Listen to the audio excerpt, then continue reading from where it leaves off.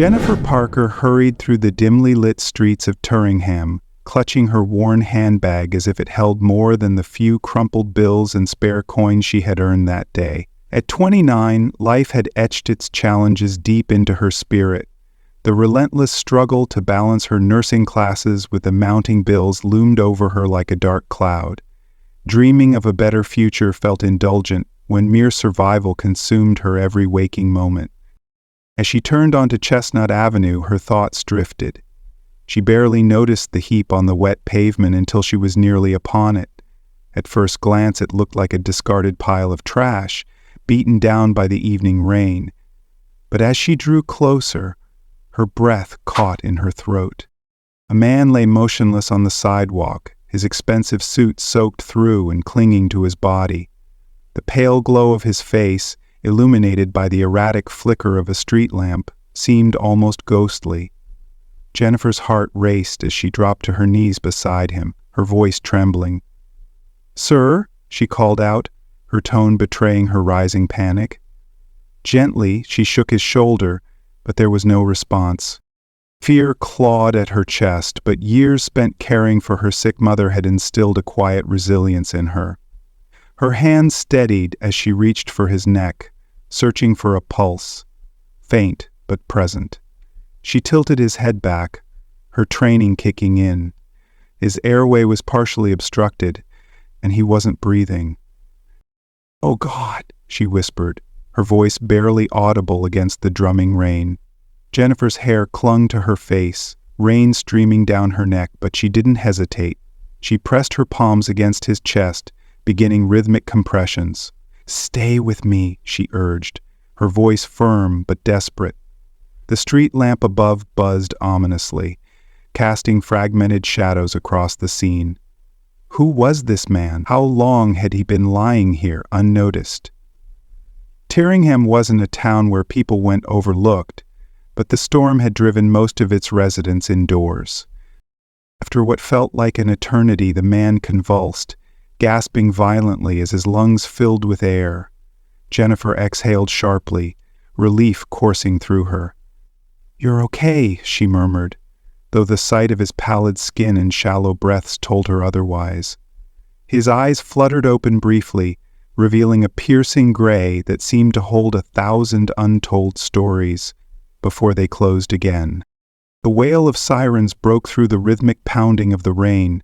Red and blue lights illuminated the street as an ambulance pulled up. Paramedics rushed out, their practiced movements efficient and precise. Jennifer backed away slightly, her hands trembling as the medics assessed the man's condition. She watched in silence as they worked, a mixture of relief and lingering dread filling her chest. She didn't know who he was or how he had ended up here, but she had done her part. As the ambulance sped away, its lights fading into the stormy night, Jennifer stood alone in the rain, her soaked clothes clinging to her like a second skin. Her heart beat heavily, not just from exertion, but from the unshakable feeling that this moment, this man, would change her life in ways she couldn't yet comprehend. A paramedic turned to Jennifer Parker and asked, "Do you know him?" Jennifer shook her head, pushing damp strands of hair away from her face. "No, I just found him here," she replied, her voice steady despite the trembling in her limbs. "You saved his life," the paramedic said, a note of admiration softening her tone. Jennifer nodded, her movements robotic, as if her body was acting on autopilot. She stepped back, allowing the medics to shut the ambulance doors. The vehicle sped off, its sirens wailing, the red and blue lights dancing across the rain-soaked pavement. For a moment, Jennifer just stood there, shivering as the adrenaline drained from her system, leaving behind a strange emptiness. The quiet of Tyringham settled around her once more, broken only by the persistent drumming of rain against the pavement. Everything about the moment felt surreal, as if she were trapped in a dream she couldn't quite shake. Who was he? The question echoed in her mind, persistent and unanswered. Her gaze dropped to her hands, still trembling, their skin raw and reddened from the forceful CPR compressions. She had acted on instinct, as she always did, but now the enormity of what had just happened began to sink in. Jennifer took a slow breath and turned toward home, her footsteps heavy against the slick pavement. "Just doing my duty," she murmured to herself, the words barely audible over the rain. Yet as they hung in the air, they felt oddly hollow. There was something about him, something she couldn't quite place. His presence lingered in her thoughts like an unresolved melody, a quiet pull that refused to be ignored. His pale face, the flicker of his gray eyes, and the way the rain had clung to his expensive suit, all of it had etched itself into her memory. The storm continued to fall around her as she walked, but Jennifer barely noticed. It wasn't just the man's survival that weighed on her. It was the unshakable sense that their paths had crossed for a reason she couldn't yet understand. Though her thoughts felt hollow, something about the man lingered in Jennifer Parker's mind.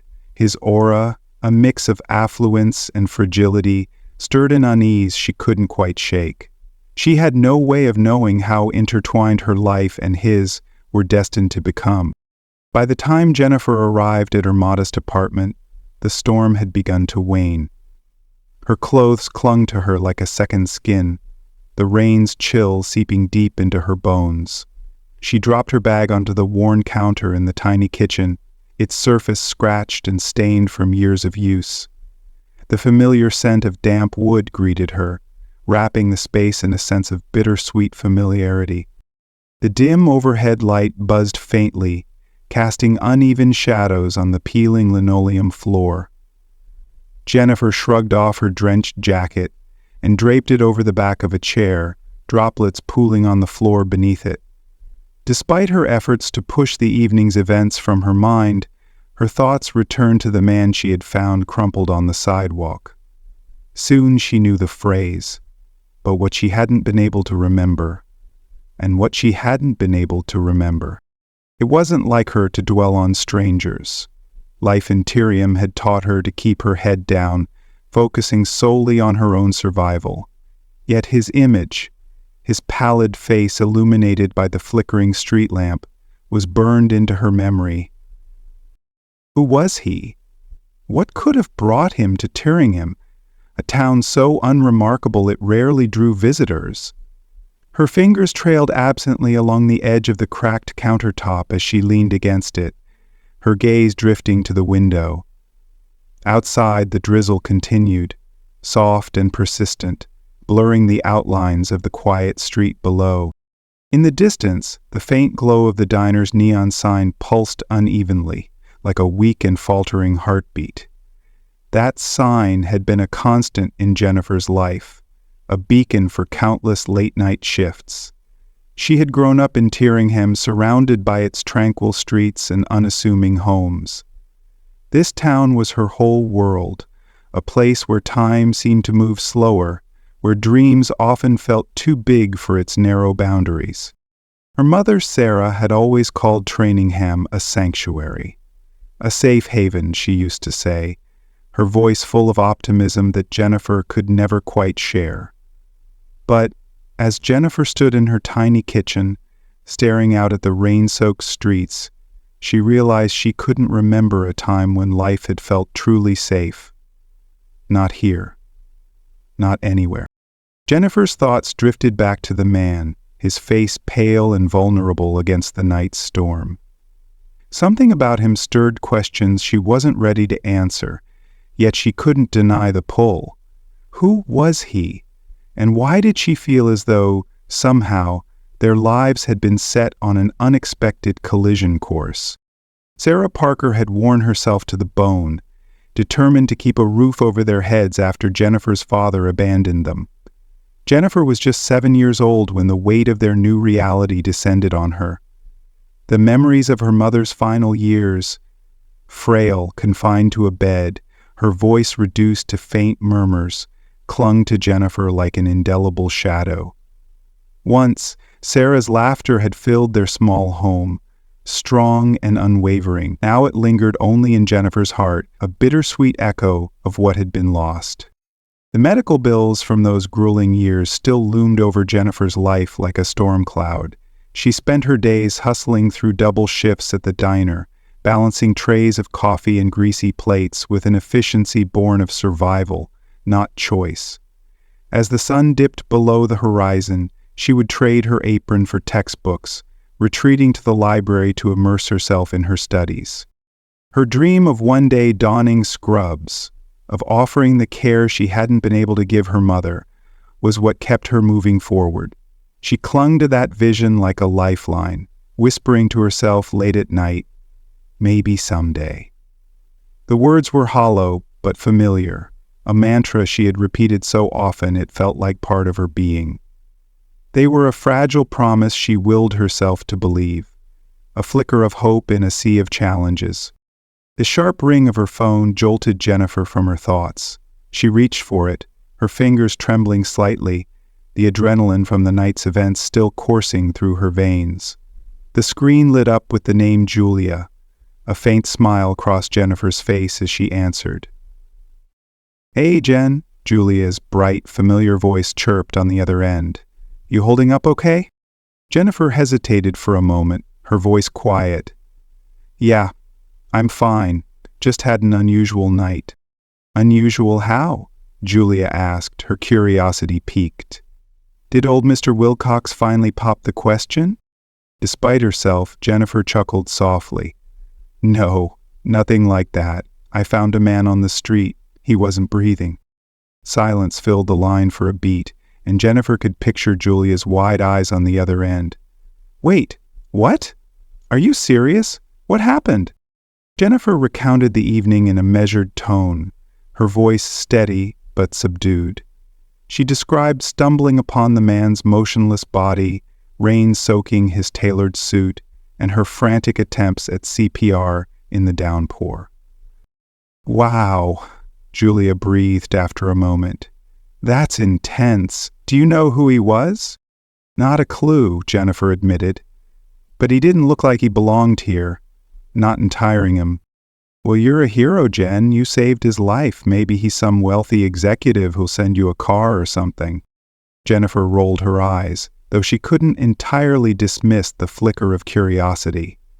His suit had been immaculate, tailored to perfection. Even his watch had caught her eye, its gleam undeniable under the dim street lamp. He was the kind of person who seemed miles removed from Tyringham's quiet streets. "Sure," Jennifer replied dryly. "Maybe I'll wake up tomorrow with a yacht waiting in the driveway." Julia laughed, the sound warm and familiar. "Hey, you never know. Stranger things have happened." Their conversation meandered after that, drifting toward lighter topics. They gossiped about the latest diner drama and speculated about the turnout for the upcoming charity bake sale. The mundane chatter wrapped around Jennifer like a comforting blanket, easing the tension that lingered from the night's events. Eventually, fatigue crept in, and Jennifer stifled a yawn. "I should get some sleep," she said. "All right," Julia replied. "Night, Jen. And seriously, you did an incredible thing tonight." As the call ended, Jennifer set the phone on the nightstand and slipped beneath the worn quilt on her bed. The faint hum of passing cars filtered through her window, a distant lullaby against the quiet of the apartment. She closed her eyes, exhaustion pulling her toward sleep, but her thoughts remained restless. The image of the man's pale face and the weight of the moment wouldn't let go. Who was he, she wondered? Why had their paths crossed in such a strange, fleeting way? The questions lingered as Jennifer drifted into a fitful sleep, the mysteries of the night settling over her like the rain that still whispered against her window. Jennifer Parker's thoughts wouldn't quiet, the events of the night replaying endlessly in her mind. The image of the man's face, pale as porcelain and etched with fleeting pain, followed her even into her dreams. Across Tyringham, in the town's modest hospital, the man lay motionless in a sterile room. The soft, rhythmic beeping of monitors filled the air, a steady backdrop to the whispered conversations of the nurses. His tailored clothes and air of mystery had sparked quiet speculation. One nurse, her movements gentle, adjusted the blanket covering him, unaware that his waking thoughts would soon center on the woman who had saved his life. In the quiet of the room, Nicholas Hunter began to stir.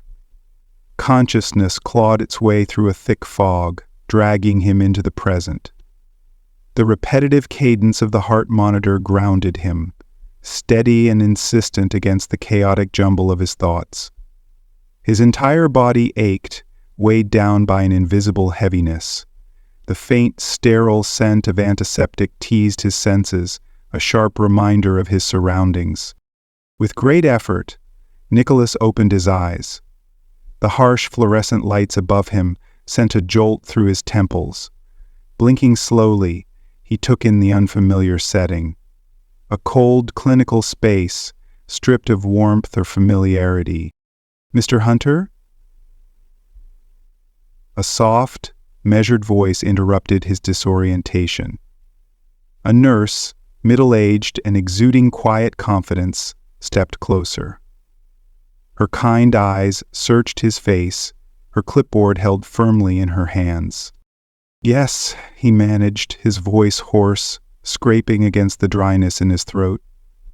"Where am I?" "You're in Tyringham General Hospital," she replied gently, setting her clipboard on the bedside table. "You were brought in last night.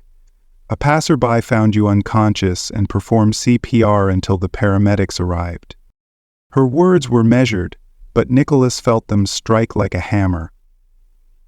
He closed his eyes briefly, fragments of the night flickering behind his lids. The rain, the cold, and a voice urging him back to life. "Who?"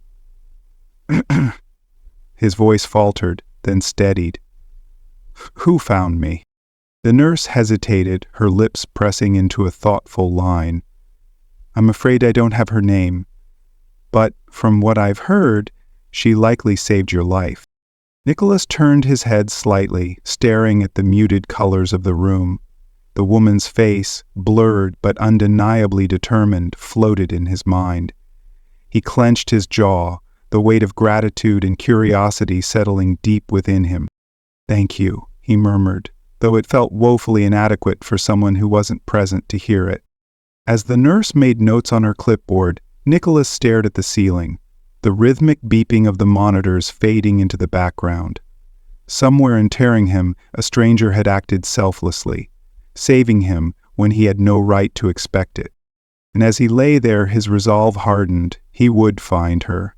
He had to. "You're at Tyringham General Hospital," the nurse explained, her voice a gentle balance of compassion and professionalism. "You suffered a cardiac episode. Someone administered CPR and saved your life before the paramedics arrived." Nicholas Hunter furrowed his brow, a deep line of confusion forming as he tried to make sense of her words. His memories were fragmented like a shattered mirror, the pieces refusing to align. He closed his eyes, grappling for clarity. The cold sting of rain against his skin resurfaced, paired with the faint recollection of breath forcing its way back into his lungs. A fleeting image of a woman appeared, a figure illuminated by a flickering street lamp. Her hands had been steady, her voice commanding yet urgent, urging him to fight. But the details danced just out of reach, dissolving like smoke the harder he tried to hold on. "Who?" His voice cracked, hoarse and raw, the effort of speaking weighing heavily on him. "Who saved me?" The nurse's expression softened, though her answer was tinged with regret. "We don't know," she admitted. "She left before the ambulance arrived. From what we've heard, she saved your life. You're very fortunate." Fortunate. The word hung hollow in Nicholas's mind as he shifted slightly on the hospital bed. His limbs felt weighted, his head clouded and heavy. He glanced around, taking in the room's stark simplicity. The whitewashed walls, the hum of fluorescent lighting, and the scuffed linoleum floors. This wasn't the sleek comfort of the private hospitals he was accustomed to in Los Angeles or New York. The nurse busied herself adjusting the IV in his arm, her movements calm and efficient. Nicholas let his gaze drift toward the ceiling, his thoughts tumbling over each other as he tried to reconstruct the lost hours. He remembered his car cutting through the rain-soaked streets of Tyringham, the headlights illuminating the darkened road ahead. He had come to this quiet town for a land acquisition meeting, but everything beyond that moment dissolved into chaos. As the nurse stepped back, Nicholas's jaw tightened. The gaps in his memory gnawed at him, but one thought remained clear. A stranger had saved him. A stranger whose face he couldn't quite picture, yet who had been close enough to hear his faltering breath, steady enough to pull him back from the edge. The room fell silent except for the steady beeping of the heart monitor. Nicholas's hand rested against the thin hospital blanket, his fingers twitching slightly, as if reaching for answers. He didn't know who she was, but he was certain of one thing: he had to find her. Nicholas's wandering thoughts were disrupted by the arrival of a man whose presence commanded attention. His tailored suit and impeccably polished shoes seemed out of place against the backdrop of Tyringham General's humble floors. With sharp features and perfectly styled hair, he exuded the confidence of someone accustomed to being in charge. "Nicholas," the man began, his voice steady but carrying an undercurrent of concern. "It's a relief to see you awake. You had us all on edge." Blinking, Nicholas squinted at the figure before recognition settled into his weary expression. "Dennis?" "Yes, sir," Dennis replied, his tone crisp as always. "I got here as soon as I received the call." Dennis Lane, Nicholas's trusted assistant and the ever-present manager of his tightly orchestrated life, placed a sleek briefcase on the chair beside the bed. His discerning gaze swept over Nicholas, noting the pallor and the faint lines of fatigue etched on his features. "You've had quite the ordeal," Dennis remarked, his tone softening slightly. "The doctors say it was brought on by stress. Cardiac arrest triggered by exhaustion and overwork." Nicholas released a dry chuckle, devoid of any amusement. "That sounds about right," he murmured, his voice tinged with resignation. For a moment Dennis hesitated, the polished veneer of his professionalism giving way to genuine concern. "Do you remember why you were in Tyringham?" Nicholas closed his eyes, his forehead creasing as he strained to piece together fragments of memory. "The land deal," he said finally, his voice slow and deliberate. "I was supposed to meet someone about a property." Nicholas nodded slowly, his gaze distant as he processed the information. "I was here to look into a piece of land," he murmured. "It was somewhere on the outskirts of town." He hesitated, then added, "Before the meeting." "What happened?" "My car was found, but I wasn't." Dennis adjusted his stance, his usual composed demeanor tinged with unease. "Your vehicle was parked along the roadside near a turnoff. You were found collapsed a few blocks away. We're still piecing it together." His companion patiently explained the situation. Then Dennis adjusted the steering wheel to bring the vehicle to a halt. Nicholas's mind fixated on a fragmented memory, a fleeting glimpse of determination etched on a stranger's face. It was a woman, steadfast despite the storm, fighting to save him. "The person who helped me," he pressed, his voice carrying a mix of curiosity and urgency. "Do we know anything about her?" "Not yet," Dennis admitted cautiously, his words carefully measured. "But I can start asking questions. If she's from Tyringham, someone will recognize her." "Do it," Nicholas commanded, his exhaustion failing to dull the steel in his tone. "I need to find her." Dennis nodded, his brow creasing slightly as he stepped aside. Within moments his phone was in hand, his quiet efficiency already at work as he made inquiries. Meanwhile, the nurse returned to check Nicholas's vitals, her practiced hands ensuring his monitors were steady. Nicholas leaned back into the pillows, his thoughts consumed by the woman who had saved him. Gratitude churned with an unshakable restlessness. He had faced moments of peril before, business gambles, personal heartbreaks, but this was different. This wasn't a risk he had calculated or a challenge he had controlled. This was life and death, and the scales had tipped because of someone else's selflessness. The rhythmic beeping of the monitor echoed in the sterile room, a sharp contrast to the storm raging in his mind. Somewhere in Tyringham, a stranger had braved the rain, knelt beside him, and pulled him back from the brink. As Nicholas stared at the ceiling, a vow took root in his heart. He would find her. He had to. He didn't yet realize that this promise would ripple through their lives, reshaping them both in ways neither could foresee. Here's the rewritten version of the content. In her modest Tyringham apartment, Jennifer Parker tried to lose herself in her routine. The previous night's events hung over her like a shadow, refusing to fade. The small space, filled with a mismatched assortment of second-hand furniture and lit by a dimly buzzing lamp, offered a fragile sense of comfort. Jennifer settled at her scuffed kitchen table, a worn nursing textbook spread open before her. She traced the detailed anatomy diagrams with her finger, trying to focus. Yet the image of the man she had found, the pale skin, the weak pulse, invaded her thoughts like a haunting question demanding answers. Earlier, she had shared the surreal experience with Julia over the phone, but now, in the stillness of her apartment, the weight of it felt sharper, heavier. Who was this man? His tailored suit and glinting watch didn't fit with the sleepy simplicity of Tyringham. What had brought him here, only to end up collapsed in the rain? Jennifer cradled her favorite mug, the warmth of the tea seeping into her palms. Her mind churned, circling back to the unsettling questions she couldn't answer. In a town as unassuming as Tyringham, life rarely veered into the dramatic. For most of her 29 years, Jennifer had kept a low profile, content to slip through the days unnoticed. But now, something had shifted. A curiosity she didn't quite understand had taken root in her heart. The memory of his lifeless face stirred something deeper, pulling her from the quiet rhythm of her usual existence. As she sat there, surrounded by the familiar yet suddenly insufficient walls of her small apartment, Jennifer couldn't help but wonder. What story had begun that night in the rain?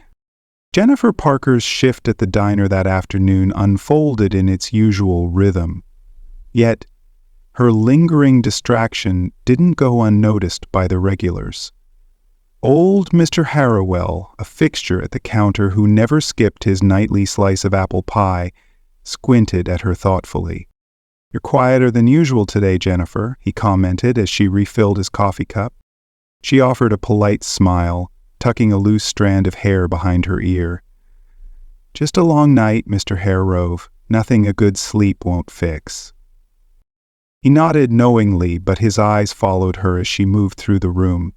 In Tyringham, everyone knew everyone else's patterns, lives wove together in a tapestry of shared history and mutual familiarity. It was a source of comfort, but also a reminder of how little remained private in this small town. Tyringham's tightly knit fabric made secrets a rare luxury. After clocking out, Jennifer made her way to the library, a place that had always felt like home. The creak of the old wooden floors and the faint scent of aged paper wrapped around her like a familiar embrace. She settled into her usual corner, a quiet space nestled between rows of bookshelves. Opening her notebook, she tried to focus on her studies.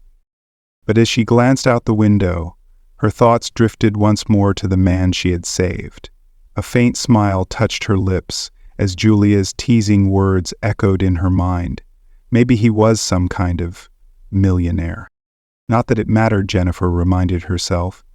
She wasn't the sort to expect recognition, let alone grand gestures of gratitude. Her actions had been instinctive, born from years of caring for others. "Jennifer, there you are." Julia's voice broke through her reverie, bright and full of energy, pulling Jennifer back to the present.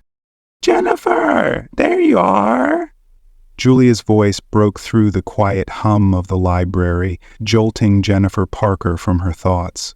She looked up to see her best friend weaving through the rows of bookshelves. With her fiery red hair and animated expression, Julia stood out like a burst of color in the subdued tones of the library. "Shh," Jennifer teased, pointing at the quiet zone sign hanging on the nearby wall. "What are you doing here?" Julia slid into the chair across from her, her eyes alight with mischief. "I came to see you, of course. I couldn't stop thinking about your mystery man. You have to admit, it's thrilling. A millionaire in Tyringham? Who'd have guessed?" Jennifer sighed, though a faint smile tugged at her lips.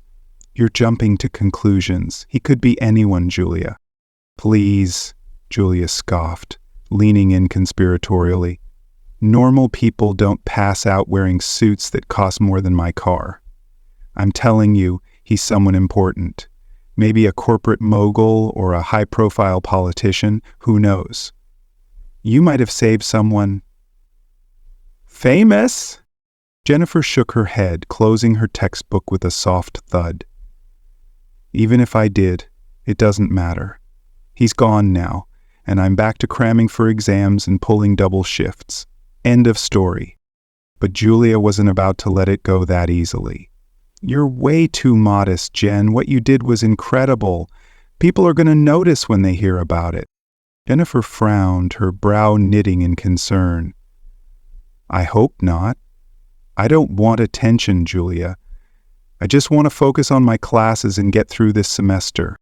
Julia leaned back in her chair, studying her friend with a mix of admiration and exasperation. "You know, not everyone would have done what you did. That man owes you his life, and whether you like it or not, that's a big deal." Jennifer bit her lip, her gaze drifting to the window, where the late afternoon sun cast golden streaks across the room.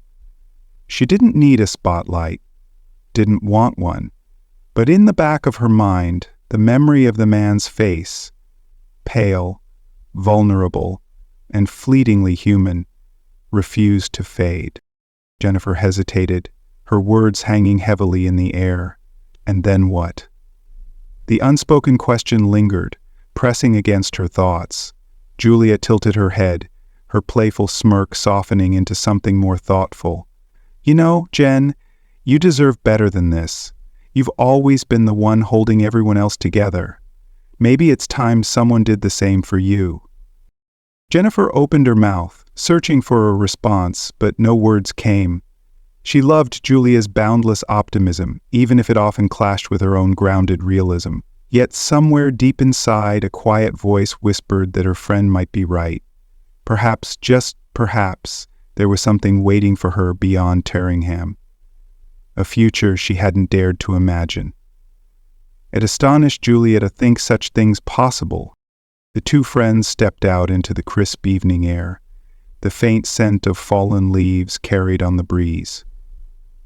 The stars above scattered like tiny lanterns against the dark canvas of the sky. Jennifer exhaled, her breath forming delicate clouds in the cold. "Thanks for coming by," she said softly. "I needed the distraction."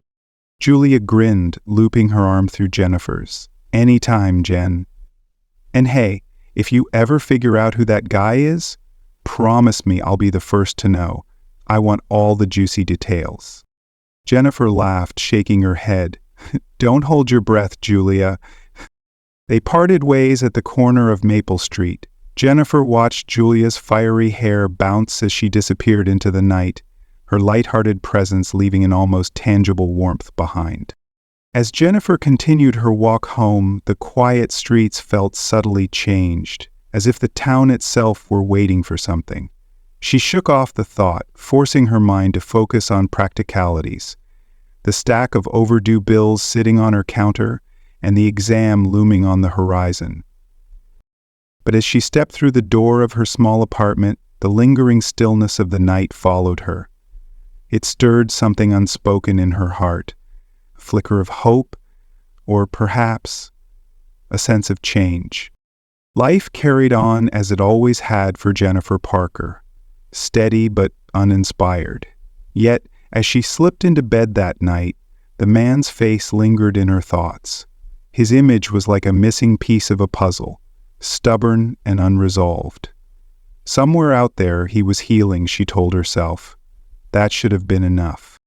But a quiet voice in her heart whispered otherwise. Their story, it seemed, wasn't over yet. Late one cool afternoon, Jennifer returned home after a grueling shift at the diner. The crisp autumn air nipped at her cheeks, and the sidewalks were carpeted with fiery red and gold leaves. Her arms were full, one clutching a small bag of groceries, the other balancing her well-worn nursing textbooks and purse. The weight of her routine felt unusually heavy as she climbed the steps to her modest apartment. As she reached the landing, her gaze fell on the mailbox. She rarely bothered with it, knowing it held little more than overdue bills and advertisements for local sales. But something made her pause. Adjusting her bags, she unlocked the small door. Inside, among the usual flyers and utility notices, was an envelope that immediately caught her eye. The paper was thick, cream-colored, and luxurious, a stark contrast to the usual junk mail.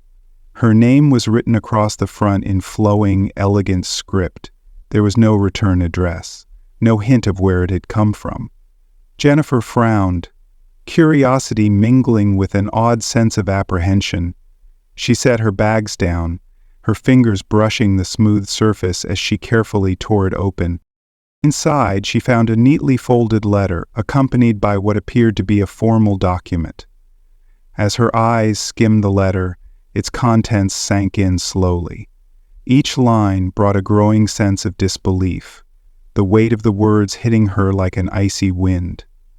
Her heart pounded as the realization set in. This letter wasn't just unexpected, it was life-changing. The words hit Jennifer Parker like a sharp winter breeze, chilling her to the core. The letter had displayed the name of a renowned New York law firm, its bold typeface carrying a weight of authority she couldn't ignore. The letter informed her she was being summoned to court. The matter involved Nicholas Hunter, the man whose life she had saved that rainy night. Jennifer's fingers trembled as she continued reading, piecing together the details of his identity. Nicholas wasn't just anyone. He was a prominent real estate magnate, one of the wealthiest individuals in the country. The letter revealed that his accident was at the center of a legal dispute, and somehow she was now entangled in its web. She lowered herself onto the bottom step of her apartment building, her legs too shaky to carry her inside. The letter crumpled slightly in her grip as she stared at it, the world around her fading into a blur. Jennifer had barely given the man another thought since that night. She'd assumed their paths would never cross again, that her role in his life ended with the CPR she'd performed. But now, not only did she know his name, she was being dragged into a situation far beyond anything she could have imagined. Her thoughts raced in circles as she reread the letter, her pulse quickening with every word. Why had she been summoned? She had no connection to Nicholas Hunter beyond that fleeting, fateful moment on the sidewalk. She wasn't part of his high-powered world of wealth and influence. What could someone like him possibly want with her? Jennifer clutched the letter tighter, her mind swirling with possibilities, each one more unsettling than the last. The quiet life she'd built in Terringham suddenly felt fragile, its simplicity threatened by forces she couldn't yet comprehend. Jennifer Parker's phone buzzed in her purse, jerking her out of her thoughts. Startled, she pulled it out to see her best friend's name flashing on the screen. With a deep breath, she answered, bracing herself for what was to come. "Hey Jen, you won't believe this," Julia's voice rang through the line, bright and eager, before trailing off abruptly. "What's wrong? You sound off." Jennifer hesitated, her fingers tightening around the crumpled letter. "I just got some strange news. Remember the man I told you about? The one I helped that night?" "Of course," Julia replied, her tone instantly shifting to something more serious. What happened? Did you hear from him?" "Not exactly," Jennifer answered, glancing around the dim hallway as though the walls were closing in on her. "I got a letter from a lawyer. Apparently he's some big-shot millionaire named Nicholas Hunter. Now I'm being called to court because of his accident." There was a stunned silence on the other end before Julia's voice broke through, her shock palpable. Wait. You're telling me the guy you saved is a millionaire? Like, an actual millionaire?" "That's what the letter says," Jennifer replied, disbelief creeping into her voice. "But I don't understand why I'm involved. All I did was help him." "Well, that explains the fancy suit," Julia remarked, though her usual humor was dulled by the weight of the situation. "What are you going to do?" Jennifer let out a heavy sigh, the gravity of it all pressing down on her chest. "I don't know. I guess I'll have to go. It's not like I can just ignore a court summons." Words hung in the air as Jennifer's thoughts spiraled. A man she'd saved, a man she never expected to see again, was now somehow connected to her life in a way she couldn't have anticipated. And now she was bound by some invisible thread, pulled into his world in ways she wasn't sure she was prepared for. "Do you want me to come with you?" Julia's voice came through the phone, full of concern. "You don't have to face this alone." Jennifer Parker managed a faint smile, feeling the warmth of her friend's words despite the knot tightening in her stomach. "Thanks, but I think I'll be fine. I just need to figure out what this is all about." They talked for a while longer, Julia reassuring her and promising to be there if needed. After hanging up, Jennifer made her way upstairs to her apartment, the subpoena still clutched tightly in her hand. A mix of dread and curiosity gnawed at her as she ascended the stairs.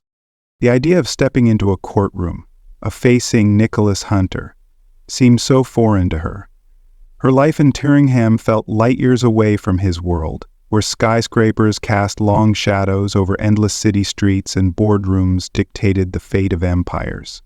They were worlds apart, yet here she was, inexplicably caught in his orbit. Once inside her apartment, Jennifer set the letter down on the small kitchen table, her hands trembling as she reached for it. The envelope sat there like a weight, demanding her attention. After a long pause, she slowly unfolded the document. It was a formal subpoena, summoning her to testify about the night she had saved Nicholas Hunter. Her heart skipped a beat. The date marked 2 weeks from now, far too soon, considering how little she understood of what was happening. Jennifer rested her head in her hands, feeling the gravity of it all crash down on her. She had only done what anyone would have done in her position, what her mother, Sarah, had always taught her, to help others, to be kind. Now she lay in bed with her heart pounding, full of shame and guilt and a half-truth that she knew to be false. Yet that one simple act of kindness had dragged her into a world she never wanted to be part of. She couldn't escape it now. She had saved a life, but in doing so, had unknowingly tied herself to the complications that came with it. As the evening wore on, Jennifer tried to focus on her studies, the books and notes scattered in front of her doing little to distract her mind. Thoughts of Nicholas Hunter filled the silence. What kind of man was he? A millionaire, certainly, but beyond that, he remained an enigma. The weight of the unknown pressed heavily on her. The force began to get stronger, and sooner or later, she would feel it. In the dark, and deep down, Jennifer knew one thing for certain: her quiet life in Tyringham would never be the same again. The courtroom was thick with a quiet, palpable tension, every sound amplified in the stillness. The rustling of papers, the creaking of leather chairs, and the soft murmur of voices were all that could be heard, each noise seeming to stretch in the air, too loud in the silence. Jennifer Parker sat at the edge of the witness stand, her hands tightly folded in her lap, fingers trembling despite her attempts to steady them. Her heart pounded against her chest, each beat a reminder of the gravity of the moment. She hadn't imagined her life taking this turn, never thought she'd find herself here, in front of a room full of strangers, about to speak on behalf of a man whose face still haunted her thoughts. The room felt alien to her, cold, sterile, as though it belonged to a world she had never inhabited. The walls seemed to close in, the weight of the scrutiny making it hard to breathe.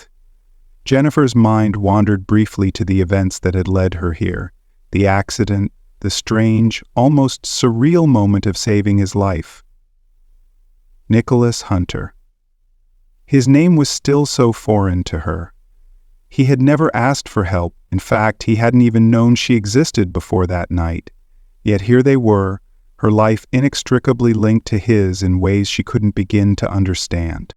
She shifted slightly, trying to maintain composure, her eyes flickering over to the defense table where Nicholas sat.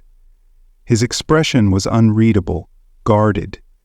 But there was something there, something that told Jennifer that this would change both their lives forever. She wasn't sure what she had expected, but this certainly wasn't it. She had acted out of instinct that night, saving a stranger without a second thought, yet now she was being called to explain it all. The weight of responsibility sat heavy on her shoulders, and the words she would say felt foreign, rehearsed, and yet terribly important. Jennifer Parker sat with her hands clasped tightly in her lap, desperately trying to hide the tremors that betrayed her calm exterior. The courtroom felt foreign, a stark contrast to the quiet, humble streets of Tyringham she knew so well. The dark wood paneling and the solemn faces around her created a heavy atmosphere, as if she had been plucked from her ordinary life and placed in a world that didn't belong to her. Across the room, Nicholas Hunter sat with his attorneys. His presence was undeniable, exuding an effortless authority that commanded the room's attention. His navy suit, crisp and tailored, added to his imposing demeanor. But it was his face that held Jennifer's attention. There was an intensity in his expression, a subtle tension that matched her own. He watched her quietly, his eyes filled with an unspoken understanding, but she avoided meeting his gaze, focusing instead on the table in front of her. "Miss Parker," the opposing lawyer began, his tone polite but firm, "could you please recount in your own words what you witnessed the night of the incident?" Jennifer nodded, swallowing the dryness in her throat, despite the glass of water in front of her. She drew in a steadying breath, trying to steady the unease bubbling within her. "I was walking home from work," she began, her voice surprisingly steady. "It was late, and the rain was pouring down. That's when I saw him, Mr. Hunter, lying on the ground." She paused, briefly glancing up at Nicholas before continuing. "At first, I thought he might have just fallen. Then I realized he wasn't breathing. I called for help and immediately began CPR until the paramedics arrived." Her words were simple, factual, yet they brought back a flood of memories. She could almost feel the cold rain seeping into her clothes again. She could hear the frantic rhythm of her hands pushing against his chest, the panic and the urgency in the air. And the street. It had been eerily silent, save for the sound of her breath and the pounding rain. It all felt as real and raw as if it had happened only moments ago. The attorney's voice was polite yet probing as he continued. "And you had no prior knowledge of who Mr. Hunter was?" "No," Jennifer replied firmly, her voice steady. "I didn't know him. I still don't, really." From his seat, Nicholas shifted slightly. Jennifer could feel his piercing gray eyes on her, even though she never dared to look directly at him. His gaze seemed to follow her every movement, heavy with unspoken words. The attorney nodded, apparently satisfied with her answer. He stepped back, momentarily allowing the tension in the room to ease, but only briefly. Then the next lawyer, this one a woman with an air of quiet authority, rose to her feet. "Ms. Parker," she began, her voice calm but firm, "thank you for your courage that night. It's no exaggeration to say that you saved Mr. Hunter's life. Were you aware of the risks involved in performing CPR? Jennifer blinked, startled by the change in tone. She hadn't expected this kind of inquiry. I wasn't really thinking about risks, she admitted, her voice a little softer now. I just knew I had to do something. I couldn't leave him there. The lawyer gave a faint smile, one that seemed both appreciative and respectful. Your actions were commendable, Ms. Parker. Not many people would have acted with such decisiveness in that moment. Jennifer shifted uncomfortably under the weight of the praise. She wasn't used to being the center of attention, and the gaze of so many people felt almost suffocating. Yet, there was no malice in the lawyer's words. Only genuine acknowledgement. And even if Jennifer wasn't ready to accept it, a part of her felt the warmth of it, deep inside. As the questioning continued, Jennifer couldn't help but notice how Nicholas was watching her intently. His expression was a mix of gratitude and something deeper, something she couldn't quite identify. When the last of the lawyers finished their round of questioning, Jennifer carefully stepped down from the witness stand, her legs unsteady beneath her. She made her way back to her seat, her heart still racing with each step, and tried to steady her breath. The trial dragged on, the air thick with legal jargon that Jennifer could barely grasp. Bits and pieces filtered through to her, details about Nicholas's accident, his complex business dealings, and the land disputes in Trinningham. Yet, all of it felt distant, almost foreign to her. She had been drawn into something much larger than she ever anticipated, and it seemed so far removed from her simple life. When the judge called for a recess, Jennifer stood, eager to leave the suffocating atmosphere of the courtroom. She gathered her things, her fingers nervously gripping the handle of her purse. As she moved toward the door, a low, measured voice interrupted her thoughts. Miss Parker. She stopped, her heart jumping in her chest as she turned around. There, standing a few feet away, was Nicholas. He loomed over her slightly, his presence radiating quiet authority. In the harsh fluorescent lights of the courtroom, his striking features were even more pronounced. The silver strands woven through his dark hair, the sharp lines of his jaw, and the calm demeanor that spoke of years spent in control of his life. All of it struck Jennifer in a way she hadn't expected. But what caught her off guard was the softness in his expression. It was a look that seemed almost vulnerable. Mr. Hunter, she greeted him, her voice steady despite the fluttering in her chest. I hope you're feeling better. I am, he replied, his tone sincere. Thanks to you, I owe you more than I can say. Jennifer hesitated, not sure how to respond. She awkwardly waved off his gratitude. You don't owe me anything. And so, anyone would have done the same, Jennifer murmured quietly, her voice barely above a whisper. Nicholas met her gaze, a faint smile tugging at the corners of his lips. I'm not so sure about that, he replied. I don't come across many people who act without expecting something in return. His words hung in the air between them, an unspoken truth that acknowledged the stark divide between their worlds. Jennifer didn't know how to respond. She simply nodded and moved past him, feeling his eyes on her, heavy and searching, as she walked away. Ordinary eye. The brisk autumn air greeted her as she stepped out of the courthouse. It was a welcome relief, offering a brief moment of solace after the suffocating atmosphere inside. But as she made her way back to Tyringham, the weight of the situation lingered. Her brief encounter with Nicholas Hunter felt like the beginning of something she couldn't fully understand, something far more complicated than she was prepared for. The next morning, Jennifer woke early, her thoughts still tangled in the events of the previous day, the pointed questions in court, the unwavering intensity of Nicholas's gaze. As she tied her apron at the diner, she found herself yearning for the stability of routine. The familiar rhythm of refilling coffee cups and chatting with regulars grounded her, offering a temporary escape from the whirlwind of emotions she couldn't shake. By mid-morning, the diner was alive with the sounds of conversation and the clink of dishes. Jennifer moved swiftly between tables, refilling drinks and scribbling orders. Just as she placed a fresh pot of coffee on the counter, the bell above the door jingled. She turned instinctively, and her body froze.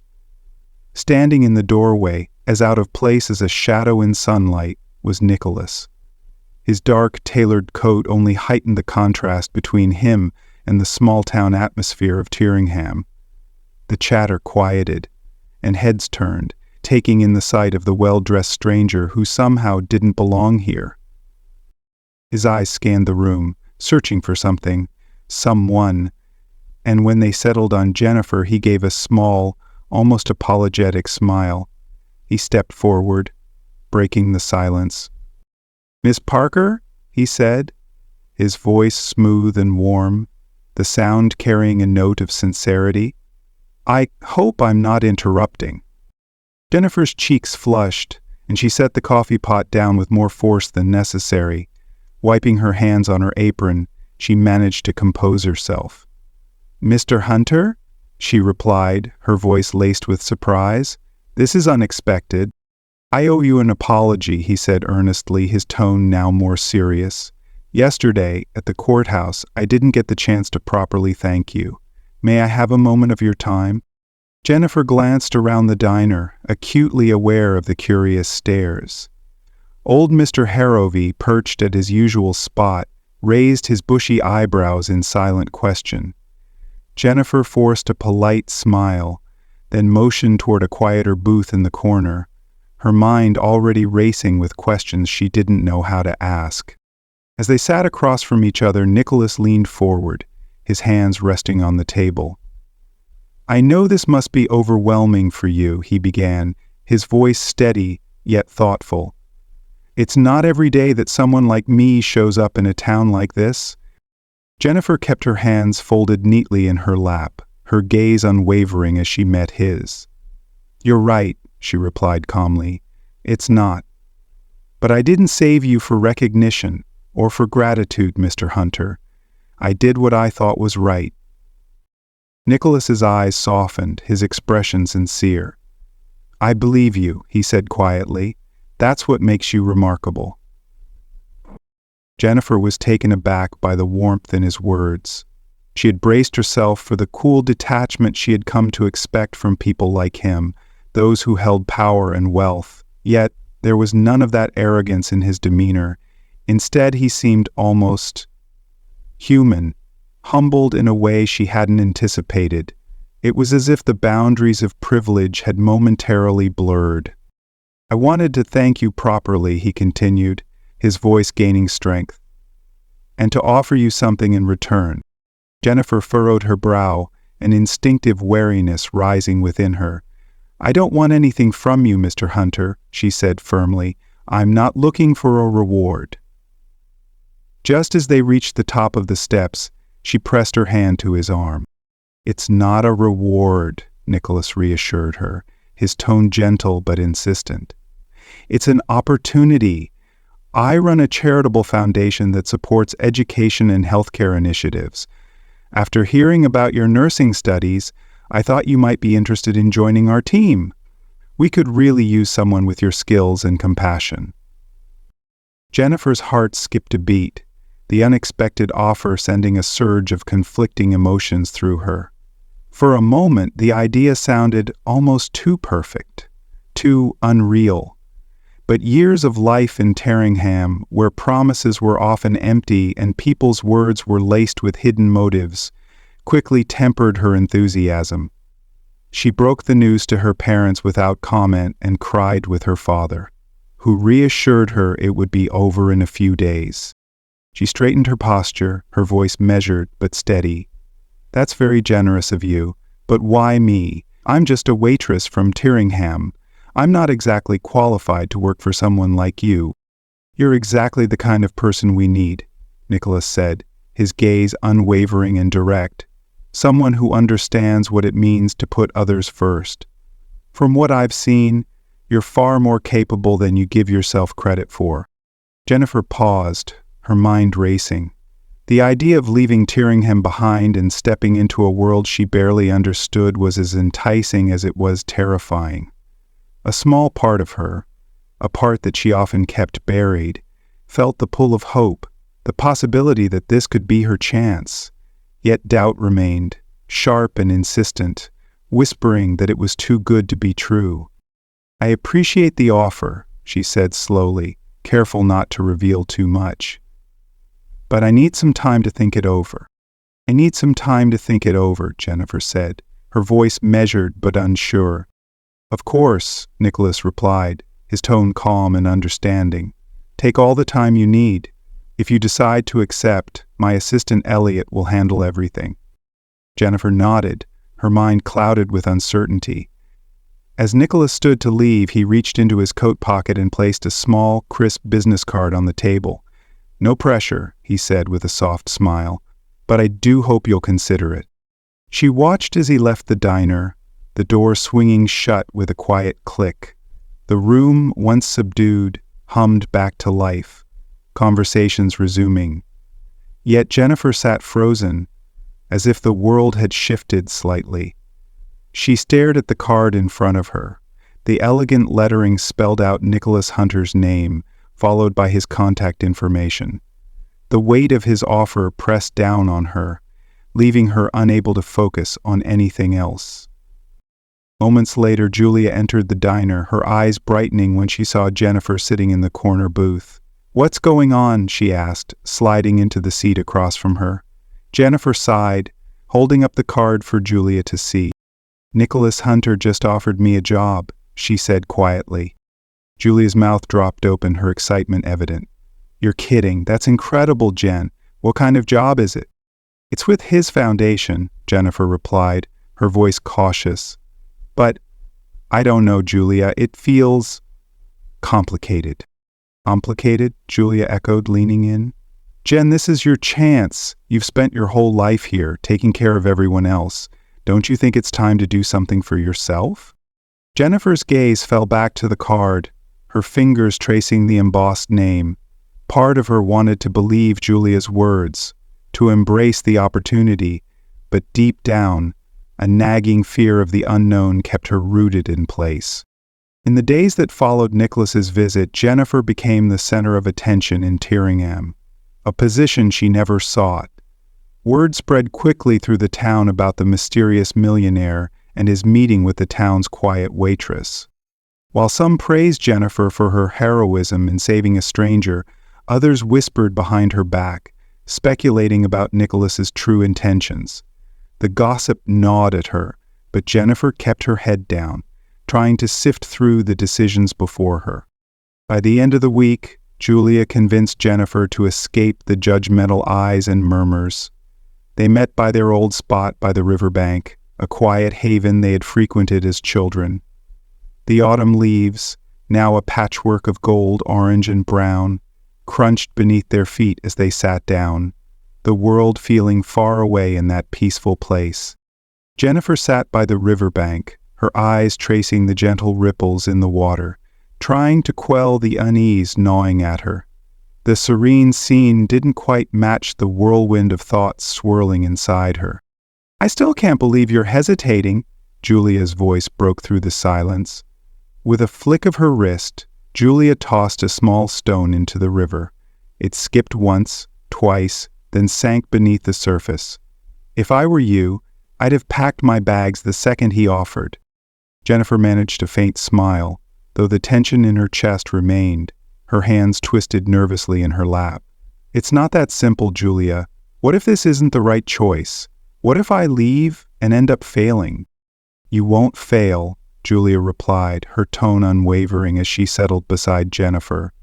"You've faced harder challenges, Em. You've been taking care of yourself for years, working jobs most people couldn't even handle for a day. If anyone can take this on, it's you." Jennifer turned to her friend, grateful for her confidence, but still filled with doubt. "And what if people think I'm just using him? What if they think I'm just another person looking for a handout?" Julia scoffed, shaking her head. Who cares what they think? Let them talk. The truth is, you deserve this. You've spent so much of your life putting others first. But this could be your moment. Don't let fear hold you back. A heavy sigh escaped Jennifer's lips as she stared at the water, trying to make sense of the storm of emotions inside her. She wanted to believe Julia, to trust that this could be the opportunity she'd been waiting for, but a lifetime of struggle had made her cautious. Anything that seemed too good to be true was usually just that. Her thoughts were interrupted when a familiar voice called out her name from across the park. Turning, she saw Mr. Davenport, the elderly librarian, walking toward them. His tweed jacket and matching hat made him look like a character straight out of a classic novel, and his warm smile immediately put Jennifer at ease. "Miss Parker," he greeted, tipping his hat in a charming manner. "I was hoping I'd find you here. May I have a word?" "Of course, Mr. Davenport," Jennifer replied, standing to greet him. As she did, Julia gave her a playful wink and wandered off to give them some space. Mr. Davenport leaned on his cane, his sharp blue eyes watching Jennifer with a mix of curiosity and concern. "I heard about your visitor earlier this week," he began, his voice soft. "Quite a stir for a town like Terringham, isn't it?" Jennifer nodded, bracing herself for the usual round of questions or unsolicited advice. But instead, Mr. Davenport's tone softened even more. "I don't claim to know Nicholas Hunter," he continued, his eyes narrowing slightly. "But I do know you. You've always done right by the people here, even when it was difficult. That's a rare quality, Miss Parker, one that shouldn't be overlooked." Jennifer was caught off guard by his words. She hadn't expected such direct praise, especially from someone as reserved as Mr. Davenport. "Thank you," she said quietly, unsure of how to respond, "but I'm not sure what to do. His world feels so different from mine. I don't know if I even belong there." Mr. Davenport nodded thoughtfully, tapping his cane against the ground. "Belonging's a curious thing," he mused. "It's not about where you come from or what you have. It's about what you bring to the table. If this man sees something in you, something worth inviting into his world, then perhaps you should trust that." Jennifer blinked, the weight of his words settling heavily in her chest. She had spent so much of her life questioning her own worth, doubting her place in the world. The idea of someone like Nicholas Hunter seeing something in her, something worth bringing into his high-powered world, felt almost impossible to accept. Yet, for the first time, it didn't seem entirely out of reach. "Just think on it," Mr. Davenport said, offering her a kind smile. "And remember, it's not every day someone gets the chance to change their life." As he walked away, Jennifer returned to her spot by the river, her mind racing with all the possibilities Mr. Davenport's words had stirred. Julia rejoined her, raising an eyebrow at Jennifer's thoughtful expression. "What did he say?" Jennifer shook her head, still processing. "He thinks I should consider the offer?" Julia grinned, her eyes lighting up. "Well, there you have it.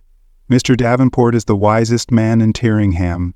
If he thinks it's a good idea, you'd better listen." Jennifer chuckled softly, though the knot of uncertainty in her chest hadn't loosened. She spent the rest of the afternoon with Julia, their conversation drifting to lighter topics, but the weight of the decision lingered in her mind, settling heavily with each passing minute. That evening, Jennifer sat alone in her small apartment, the quiet hum of the night surrounding her. She stared at the business card Nicholas had left. She picked it up slowly, running her thumb over the embossed lettering. For the first time, she allowed herself to imagine what it might be like to leave Terringham behind. The thought was terrifying, but beneath the fear there was a flicker of something else, something exhilarating. She placed the card back on the table, a sense of resolve beginning to take root. Whatever choice she made, it wouldn't come from fear. It would come from the quiet certainty that she was ready for something more. For the first time in years, Jennifer felt a flicker of hope, a glimmer of possibilities she had never allowed herself to dream of before. The weight of the decision settled on Jennifer like a heavy cloak, its pressure constant, never letting up.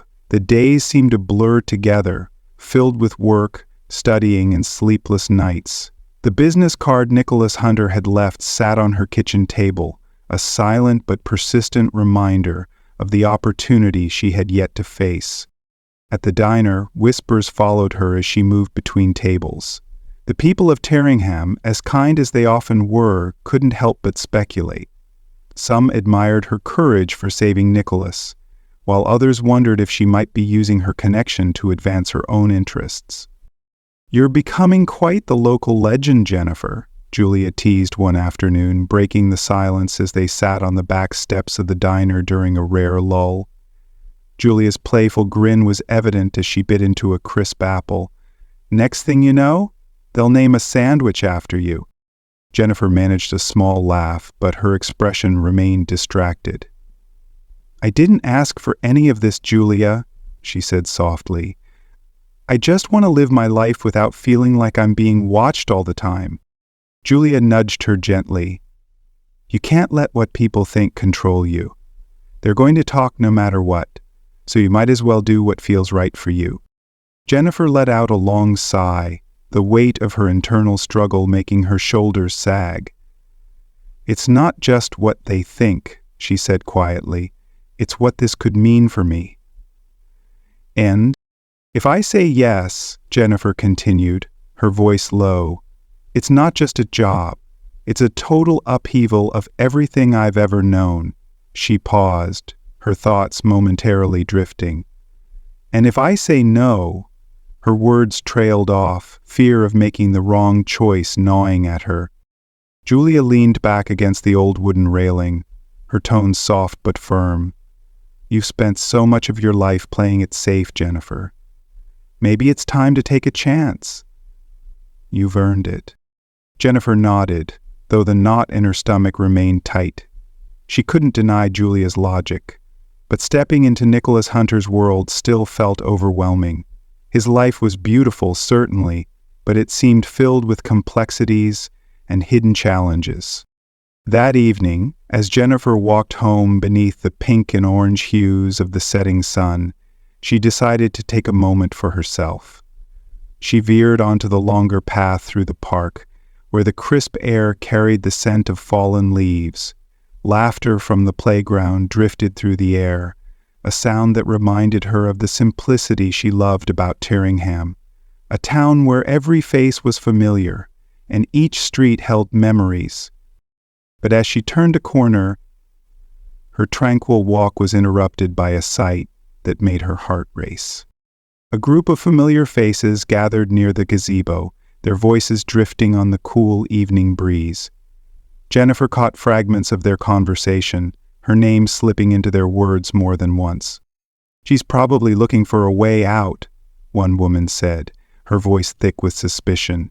"Can't blame her, really, but it's hard to trust someone who gets that kind of attention." Another voice joined in, quieter but no less pointed. "Maybe she's just taking advantage of his gratitude. You know how people get when there's money involved." Jennifer froze, the sharpness of their words landing like an icy slap. She hadn't realized how far the town's gossip had spread, or how much doubt had settled in among those she once called friends, her neighbors. She turned away quickly, her cheeks flushing with embarrassment, and hurried home. Once inside the quiet sanctuary of her apartment, Jennifer sat at the kitchen table, the business card Nicholas had given her resting heavily in her hand. The weight of others' judgment pressed against her, but she knew she couldn't allow their whispers to decide her future. This was her life, her future to shape, and she refused to let anyone else control her path. Still, the fear of the unknown lingered. Nicholas's offer was undeniably generous, but it felt like a lifeline thrown into a current she wasn't sure she was ready to navigate. The next morning, Jennifer walked into the diner, only to be met with an unexpected disruption in her usual rhythm. On the counter, A sleek black package with a carefully tied bow stood out against the worn formica. Her boss, Claire, handed it to her with a raised eyebrow and a curious smile. "This came for you early this morning," Claire remarked, her eyes sparkling with mischief. "Looks like you've got an admirer." Jennifer frowned, noticing her name written neatly on the card, the handwriting unmistakable. Nicholas Hunter's. With a mix of hesitation and intrigue, she opened the package, revealing a leather-bound notebook with her initials embossed in gold. Inside, a handwritten note rested on the first page. "Jennifer, I understand this decision isn't an easy one, and I don't expect an answer overnight, but I hope this small gift reminds you of the endless possibilities ahead. Whatever you choose, know that your courage inspires me. Nicholas Hunter." Jennifer's breath caught as she read the note. It wasn't extravagant, but its sincerity disarmed her. Despite the world he came from, Nicholas seemed different from what she had imagined, genuine, real. Later that evening, Jennifer sat alone in her apartment, the notebook open before her. Words flowed freely onto the page, a mix of fears, hopes, and questions she'd avoided for so long. By the time she closed the notebook, a small but steady resolve had begun to take root within her. Whatever decision she made, it would be hers alone. For the first time, Jennifer felt a flicker of belief in herself. Maybe, just maybe, there was something greater out there waiting for her, something beyond the life she had always known. For the first time, Jennifer felt a subtle shift within her. A glimmer of belief began to take root, a quiet recognition that perhaps, just perhaps, she was capable of something greater than the small, predictable life she had always known. Sitting at her kitchen table, the leather-bound notebook Nicholas had given her lay open before her. Its blank pages seemed to beckon, waiting for the first word, the first thought. In the stillness of the evening, only the soft hum of the refrigerator filled the silence. James Hunter's note, tucked inside the cover, rested in her fingers. She traced its edges absently, lost in thought. It wasn't the gift itself that unsettled her, but the intention behind it. For a man like him, it would have been easy to offer something grander, something far more extravagant. Yet this small gesture felt personal, as if he truly understood her in a way she hadn't expected, or perhaps in a way she hadn't wanted him to. Her musings were interrupted by a knock on the door. Jennifer glanced at the clock. Late for visitors, but still, the knock echoed in the quiet room. After a moment's hesitation, she stood and opened the door to find Mrs. Katie, her elderly landlord, standing there, her face etched with quiet concern. The woman held a stack of envelopes, her hand outstretched. "Evening, dear," Mrs. Katie said kindly. "These came for you earlier. I thought I'd drop them off." Jennifer accepted the letters with a grateful smile. "Thank you, Mrs. Katie. You didn't have to go out of your way." "Nonsense," the older woman replied, waving off the gesture. "You're a good tenant, Jennifer, always have been." Her sharp eyes lingered on Jennifer for a moment, as if seeing beyond her words. "But you've seemed troubled lately. Is everything all right?" Jennifer hesitated, clutching the envelopes to her chest. "I'm fine, just a lot on my mind." Mrs. Katie nodded, her expression softening with understanding. "Well, if you ever need someone to talk to, you know where to find me. Sometimes it helps to share the weight." Jennifer smiled faintly, touched by the kindness. "Thank you. I'll remember that." As the door clicked shut, Jennifer returned to the table, flipping through the letters. Most were the usual bills, but one stood out. The return address was from Nicholas's foundation. Her curiosity piqued, Jennifer opened the letter. Inside was a formal offer letter detailing the position he had mentioned. The terms were generous, far beyond anything she had imagined. A monthly salary that dwarfed her diner wages. full benefits, and even support for her nursing studies. Her heart raced as she read the letter. The practicality of it was undeniable. Accepting the offer would change her life in ways she could hardly fathom, freeing her from financial struggles, offering a chance at something more. But with the excitement came fear, the fear of leaving behind everything she knew, of stepping into a world that was as unfamiliar to her as a foreign country. The weight of the decision hung heavy in the air. The next morning, Jennifer Parker carried the letter to the diner, hoping the comfort of routine would help her sort through the turmoil swirling inside her. The familiar faces of the regulars filled the booths, their chatter providing a soothing hum in the background. But even here, in the safe haven of the diner, Jennifer couldn't escape the whispers. A pair of women seated at the corner table exchanged glances, their voices dropping to hushed tones as she passed. Jennifer clenched her jaw, pushing back the sting of their words, determined not to let the gossip affect her. "Morning, Jennifer," Claire greeted her warmly from behind the counter. "You doing okay?" Jennifer nodded, slipping the offer letter into her pocket. "Just the usual," she replied, though the edge in her voice betrayed her unease. Claire, ever perceptive, gave her a knowing look as she arranged pastries on a tray. "You know," Claire continued, her tone soft yet thoughtful, "sometimes life hands you a chance, and it's scary because it's different.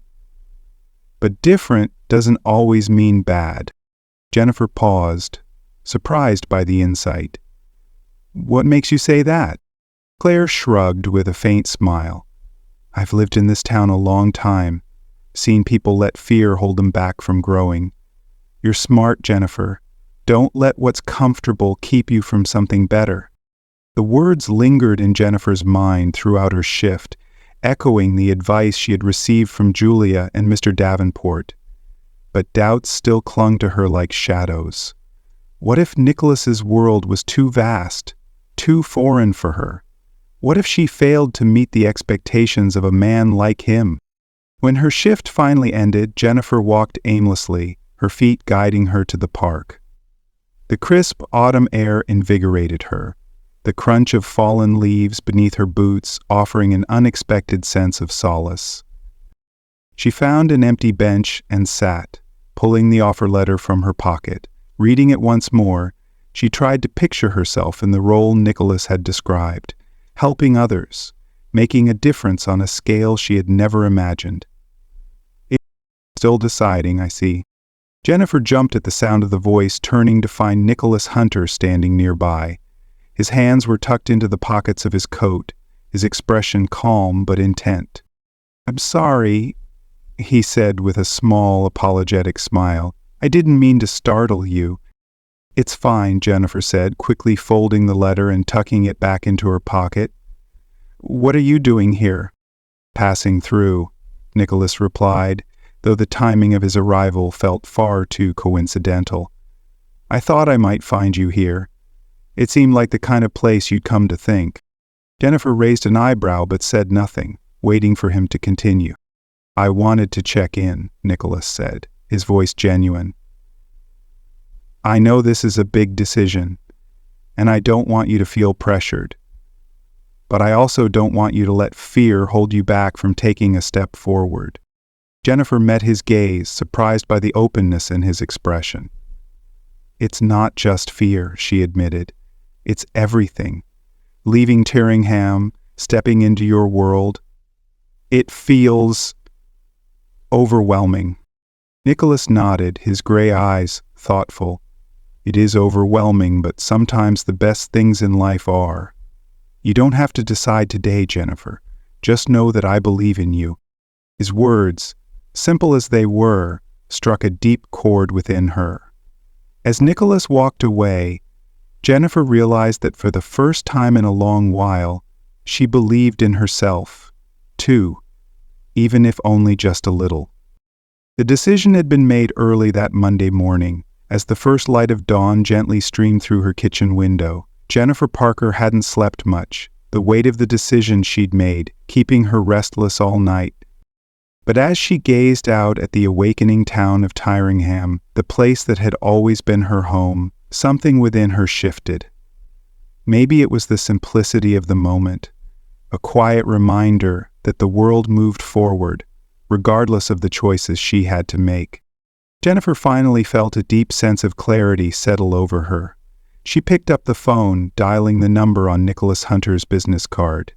It rang only twice before a crisp, professional voice greeted her. In 20 minutes, the voice on the other end of the call pulled the covers back.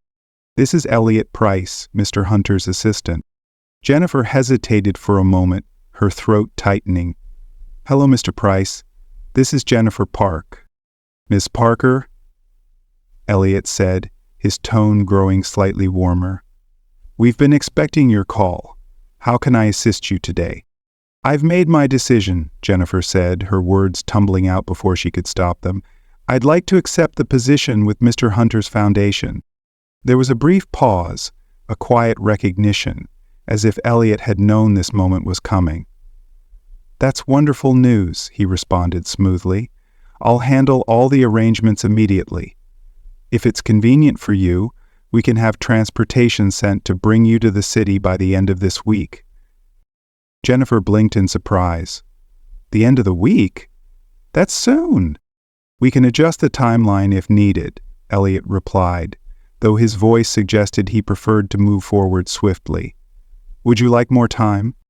"No," Jennifer said firmly, her nerves steadied by the resolution that had grown inside her. "The end of the week is fine." After confirming the details, she hung up the phone, her hands shaking. The magnitude of what she had just agreed to was beginning to settle in. Leaving Tyringham wasn't just about starting a new job. It was about stepping into an entirely new world. The days leading up to her departure were filled with preparation, along with goodbyes she hadn't been ready for. At the diner, Claire pulled her into a tight hug, her eyes moist with unshed tears. "We're really going to miss you, Jennifer," she said softly, "but I know you're going to do incredible things out there." Julia, however, was less sentimental, her enthusiasm bubbling over. "You're going to blow them away," she said, grinning as she helped Jennifer sort through her clothes. "And don't let anyone in that city make you feel small. You're just as capable as they are." Jennifer smiled at her friend's excitement, though the nervousness gnawing at her gut didn't subside. Tyringham had been her anchor for so long, and the thought of leaving it behind, of stepping into the unknown, felt both exhilarating and terrifying. Finally, the morning of her departure arrived, with a sense of finality. A sleek black car waited outside her apartment, attracting curious stares from her neighbors. With a suitcase in hand, Jennifer stepped out of the apartment, her heart racing with both anticipation and doubt. Mrs. Katie waved from her porch, a gentle smile on her face, but with an unmistakable hint of pride. "Take care of yourself, Jennifer," she called, "and don't forget where you came from." Jennifer nodded, her throat too tight to speak. She climbed into the back of the sleek black car, the door closing with a soft thud that resonated deep within her chest. As the car pulled away, she glanced back at Tyringham, watching the town that had shaped her life shrink into the distance. The familiar streets, the local shops, the faces she'd grown up with, all of them fading into the rearview mirror, leaving only memories. Ahead, the city beckoned, a gleaming maze of glass and steel, both beautiful and intimidating. By the time they reached the Foundation's headquarters, Jennifer's nerves were taut. She straightened her back, her hands clenched at her sides as she stepped out of the car. Elliot Price was waiting for her at the entrance. His appearance was polished, his sharp suit an effortless testament to his professionalism. "Welcome, Miss Parker," he said, extending his hand with a confident smile. "It's a pleasure to have you here." Jennifer took his hand, grateful for his composed demeanor. "Thank you," she said, her voice betraying the nervous flutter in her chest. "I'm still trying to take it all in."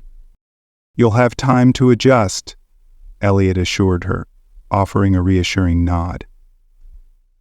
Let me show you to your office. The Foundation's headquarters was a world away from the simplicity of Tyringham. It was sleek and modern, with a buzzing energy that made Jennifer feel small and out of place. She walked past rows of focused employees, all absorbed in their tasks, their concentration as unbroken as the polished surfaces surrounding them. Elliot led her to a corner office, its large windows offering a sweeping view of the city below. The sight took her breath away. "This will be your space," he said, gesturing toward the elegant desk and bookshelves that lined the walls. "Mr. Hunter wanted to make sure you had everything you need to feel comfortable." Jennifer ran her fingers along the smooth surface of the desk, the reality of her new position beginning to settle in. "It's a lot," she murmured, barely above a whisper. Elliot smiled faintly. "Take your time, Miss Parker. Mr. Hunter believes in you, and so do we." The rest of the day passed in a blur of introductions, training sessions, and new faces. Jennifer met her colleagues who welcomed her with warm smiles, though there was a quiet curiosity in their eyes. She was an outsider, a small-town girl in a world of polished professionals. Late in the afternoon, Nicholas appeared at her office door. His presence filled the room, commanding it without a word. "How's your first day going?" he asked, leaning against the doorframe with an easy confidence. "It's overwhelming," Jennifer admitted, but her smile was genuine. "But in a good way." Nicholas nodded, his gray eyes thoughtful. "It'll get easier. You'll find your rhythm."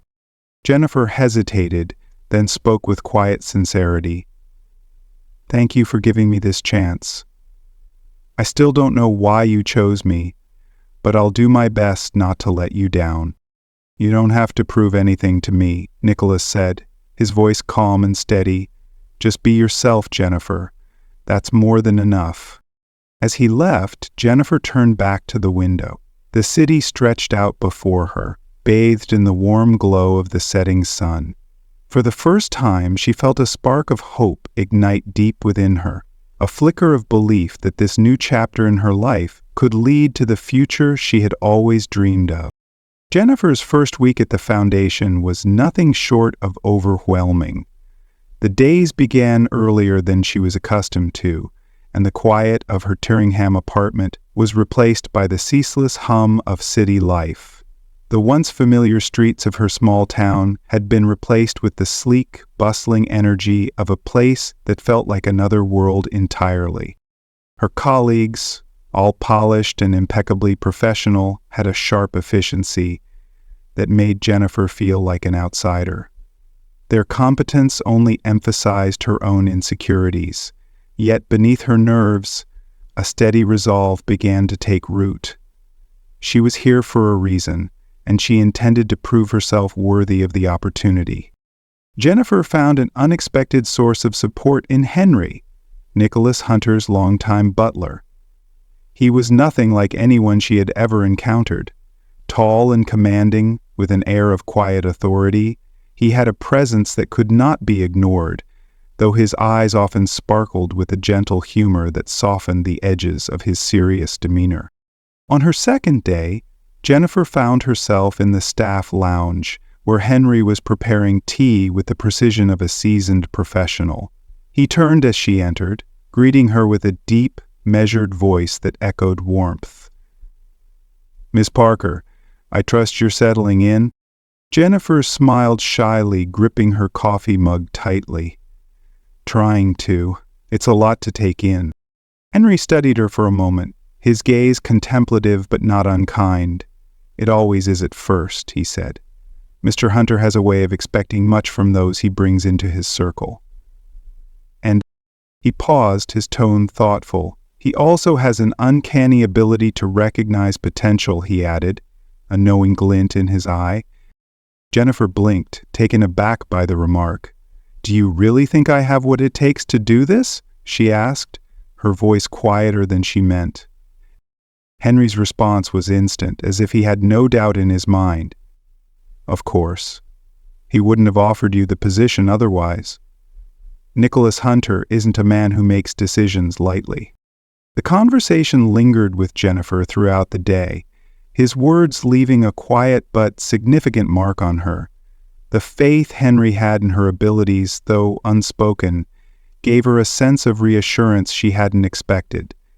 It was the kind of calm confidence that she hadn't realized she needed, but now felt grateful to receive. As the days passed, their paths crossed more frequently, and a natural camaraderie began to form between them. Henry's dry humor, mixed with sharp insights, reminded Jennifer of the stories her mother used to tell. There was a quiet strength in him that mirrored the resilience her father had embodied. One afternoon, during a brief lull in the office, Jennifer found herself sitting with Henry in the lounge. He was sorting through a stack of papers while she sipped on a cup of tea. The conversation drifted naturally to Nicholas. "You've worked for Mr. Hunter for a long time, haven't you?"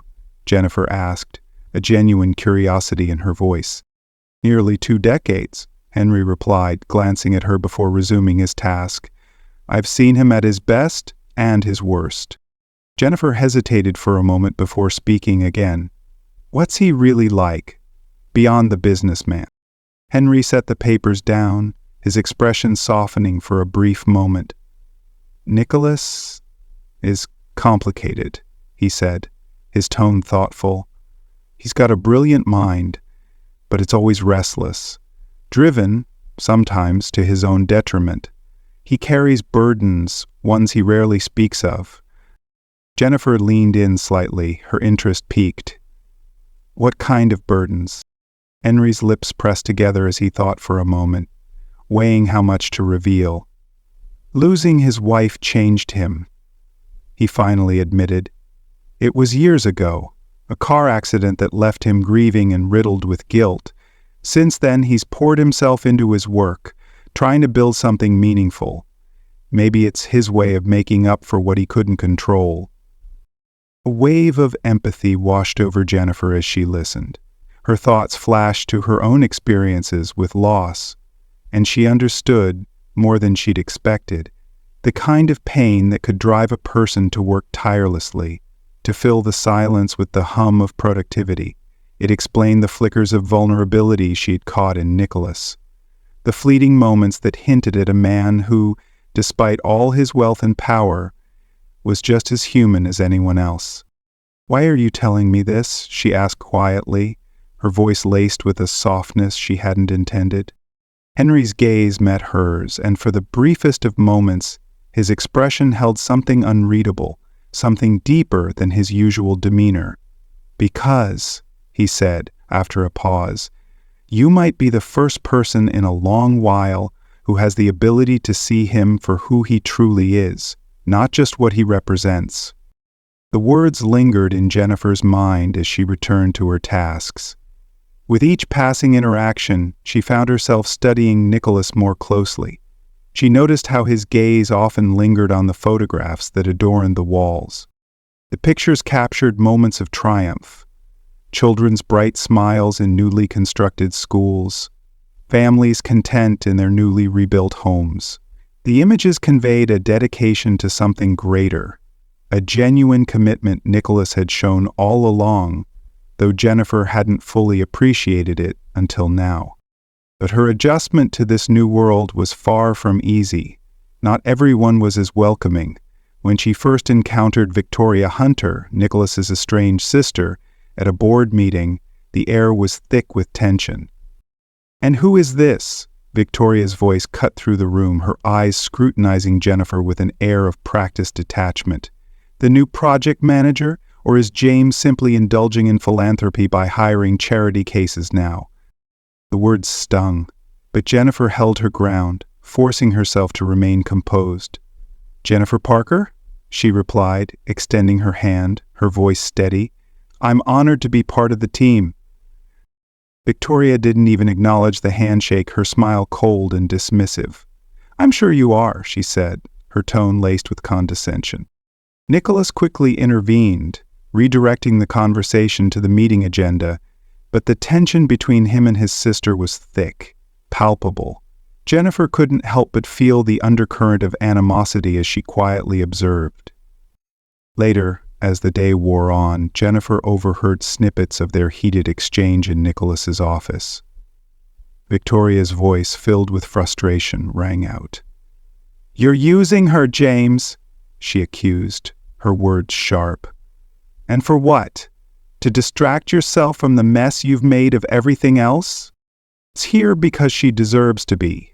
Nicholas's voice was firm, his response tinged with irritation. "And what I do with my foundation is none of your business."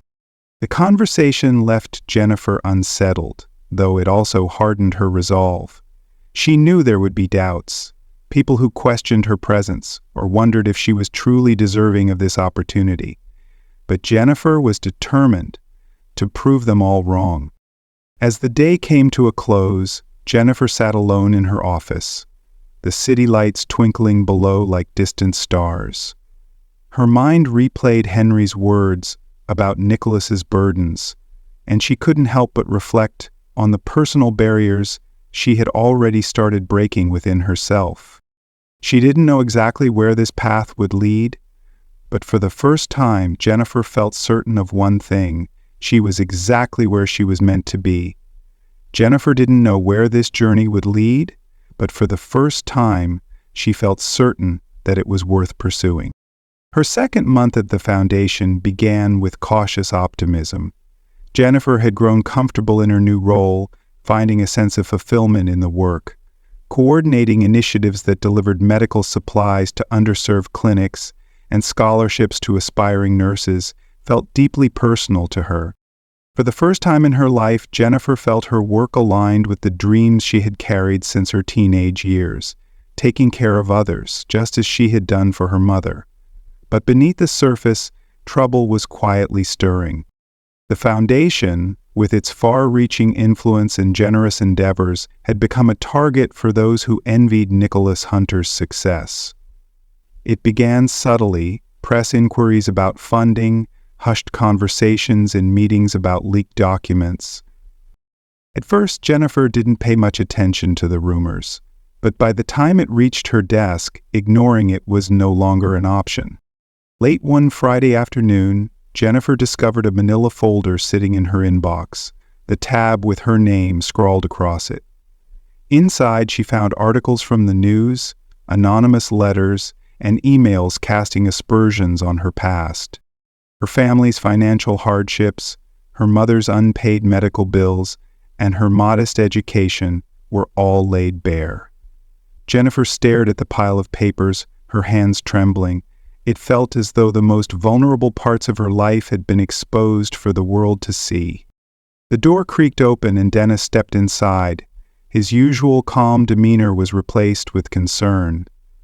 "You've seen it then," he said softly. Jennifer held up the file, her voice shaking with emotion. "What is this, Dennis? Why is my personal life being dragged into all of this?" Dennis closed the door behind him and sat across from her. "It's a tactic," he said simply. "Nicholas has enemies who would love nothing more than to see his foundation fail. They're trying to discredit him, and you've become an easy target."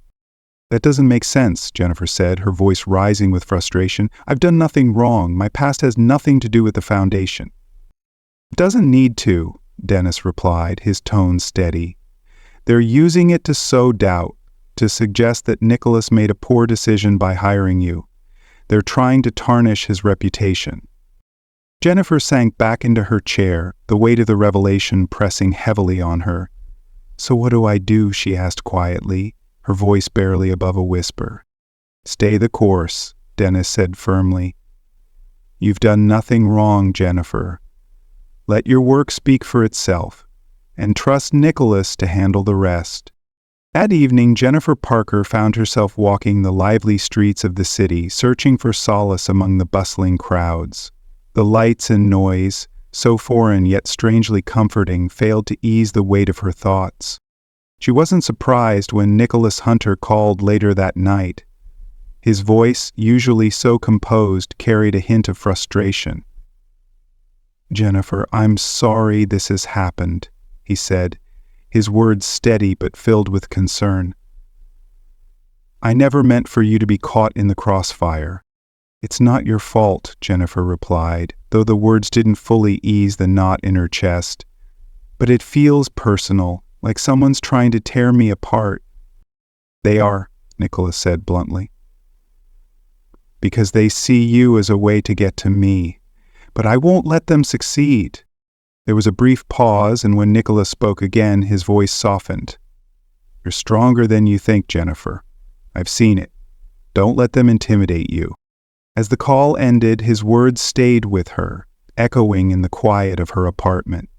Jennifer spent the weekend wrestling with her fears, trying to focus on the upcoming projects for the week ahead. She was determined to prove herself, no matter the obstacles. When Monday arrived, the atmosphere in the office was thick with tension.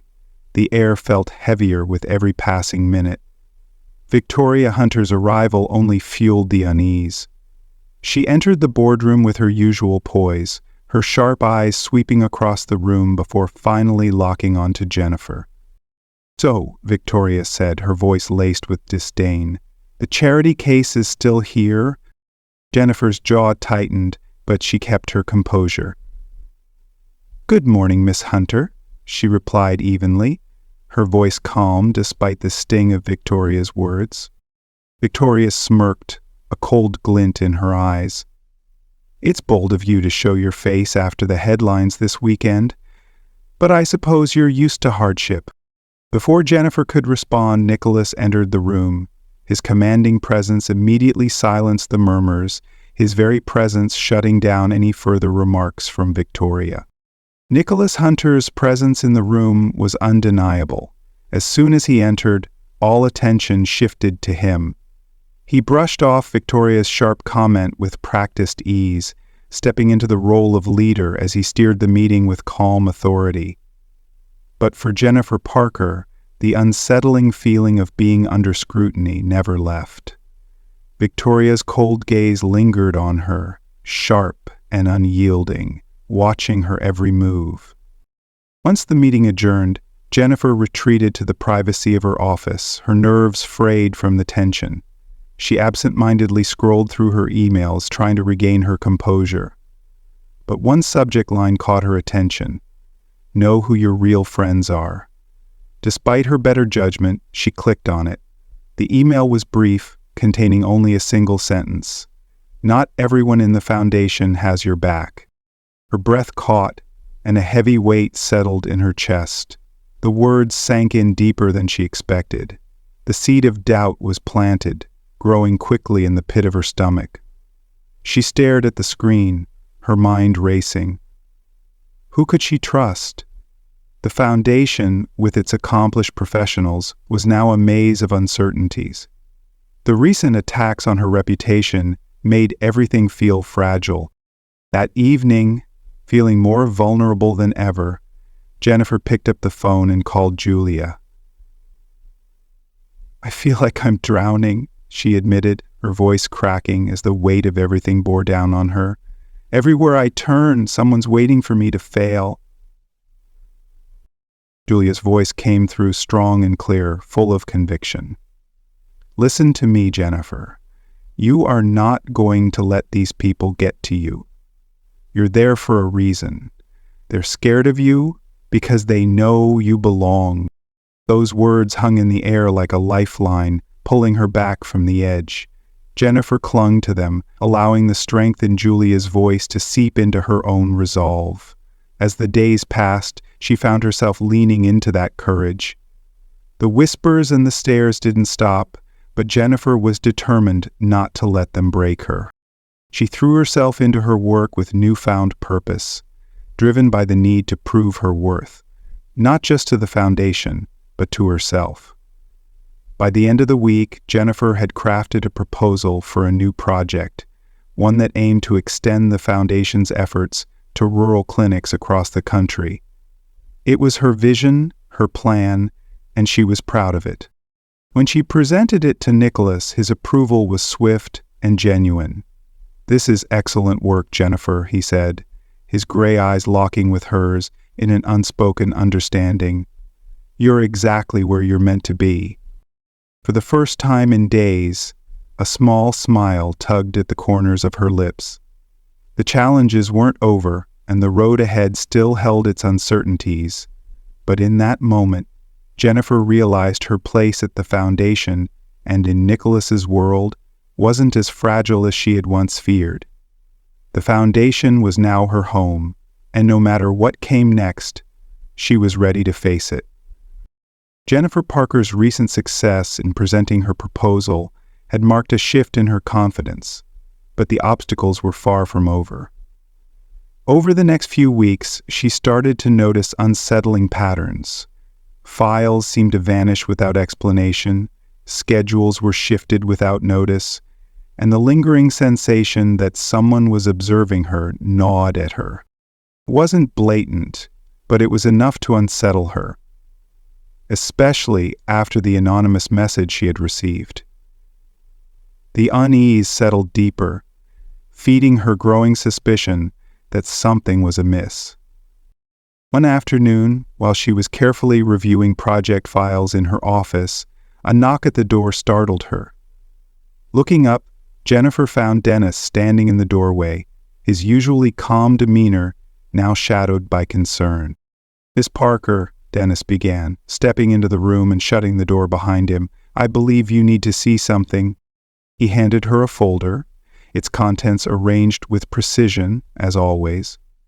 Inside, Jennifer found internal emails, reports, and memos indicating clear signs of sabotage within the foundation. Her name appeared repeatedly, tied to discrepancies she had no involvement in creating. A cold knot twisted in Jennifer's stomach as she read through the files. "What is this, Dennis? Are they trying to frame me?" "It seems so," Dennis replied gravely. "Someone within the organization is deliberately working against you, and by extension, against Mr. Hunter. And Mr. Hunter is obtaining releases from those he thinks are lying about Mr. Hunter." Her mind raced, processing everything: the whispers, the misplaced documents, even Victoria's cold calculating behavior. It all started to make sense. But the idea that someone was actively conspiring against her left her feeling betrayed and deeply frustrated. "Do you know who's behind this?" she asked, her voice low but unwavering. Dennis hesitated before responding, his gaze unwavering as ever. "I have my suspicions, but I won't act without proof. What I do know is that this isn't just about you. It's part of a much larger effort to destabilize the foundation." Jennifer closed the folder with a sharp exhale, her heart pounding at her chest. "What should I do?" "For now, stay vigilant," Dennis advised. "And whatever you do, don't let them know you're aware. If we gather enough evidence, we can expose them." Jennifer nodded, though the unease that settled in her chest didn't ease. Dennis's calm confidence was reassuring, but the weight of the situation lingered, twisting deeper with every thought. That evening, Jennifer stayed late in the office, scrutinizing every detail. She cross-checked her work, making sure every document was accurate, leaving nothing to chance. Outside, the city lights flickered, casting a soft glow through the window.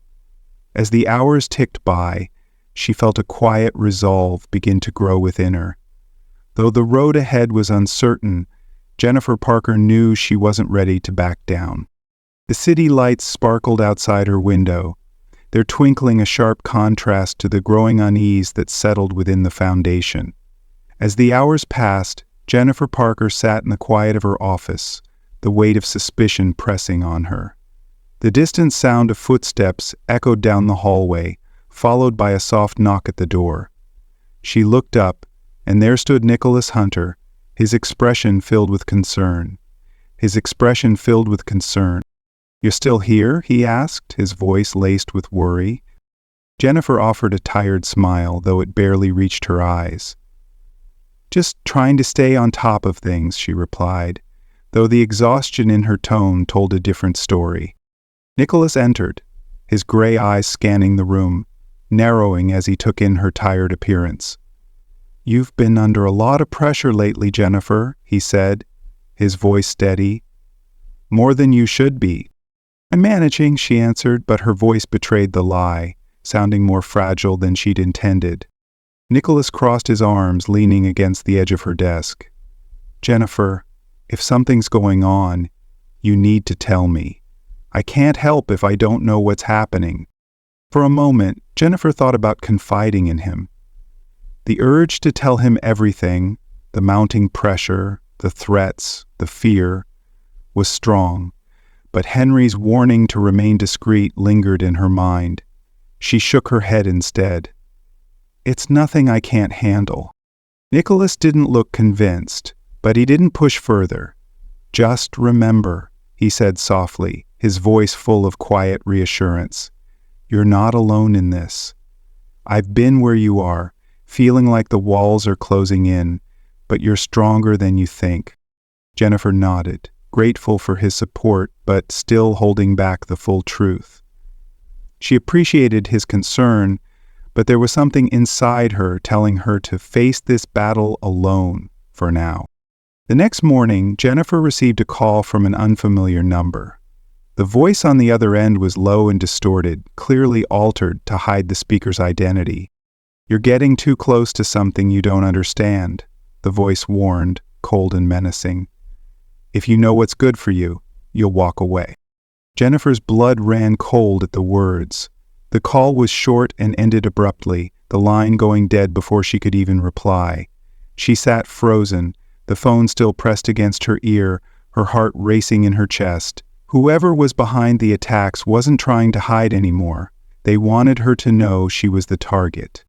But instead of succumbing to fear, Jennifer felt her resolve harden. The call didn't intimidate her. It fueled her determination.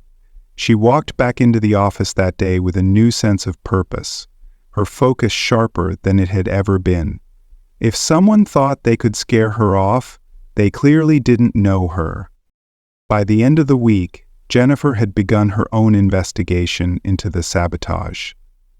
She quietly documented every irregularity, noting down anything that seemed out of place. Soon, she enlisted Dennis's help, and together they formed a partnership based on trust. Each new discovery only steeled her resolve further. She would not let them win. One evening, as Jennifer Parker sifted through files in her office, something caught her eye that made her blood run cold. It was a memo from Jared Rivera, one of Nicholas Hunter's most trusted business associates, sent to an external consultant. The language was vague, but the implications were unmistakable. The financial dealings hinted at in the document were in direct opposition to the stated mission of the foundation. Jennifer's heart raced as she processed what she was reading. This wasn't just a small oversight. Jared wasn't simply undermining her. He was betraying Nicholas. She grabbed her phone, her hand trembling as she dialed Dennis's number. "We need to tell Nicholas," she said, urgency cutting through her words. "Now. This is bigger than I thought." Dennis's voice was steady but firm as he replied, "Not yet. We need more than just this. If we alert him too soon, we risk giving ourselves away. Let's gather more evidence first. We need something irrefutable." Jennifer nodded, though the weight of the discovery felt like a stone in her chest. She couldn't comprehend how someone so close to Nicholas could do something like this. What had started as a simple attempt to prove herself now felt like a much larger, more dangerous game. The stakes had risen, and she was in the middle of it. As the night deepened, the office lights dimmed, and Jennifer found herself sitting alone at her desk. The buzz of the city outside was a faint hum, but in her office, it felt like the walls were closing in. The road ahead seemed impossibly long, but there was no turning back now. The fire lit within her. She had come too far to back down. But the discovery about Jared Rivera weighed on Jennifer like a looming storm. The realization that someone Nicholas trusted so deeply could be working against him was jarring, unsettling in a way she hadn't expected. In the days that followed, Jennifer tread carefully. Her exchanges with Jared were cordial but distant, while she and Dennis worked diligently to piece together the truth behind his actions. Dennis, always the steady presence, moved with a kind of discreet precision that only came from years of loyalty. He slipped into offices after hours, retrieved files, and followed trails that others might have missed. Meanwhile, Jennifer immersed herself in uncovering every piece of the puzzle. She cross-referenced emails, tracked financial statements, and pored over any information she could find, driven by a single thought. She would expose the full extent of Jared's betrayal. Jennifer had spent days poring over documents, cross-referencing emails, and slowly putting together the pieces of Jared Rivera's betrayal. It wasn't just a personal blow. It was a direct threat to the Foundation's integrity, jeopardizing everything they had worked so hard to build. What Jared had done had the potential to undo all the good the Foundation had accomplished, and Jennifer knew she had to act swiftly.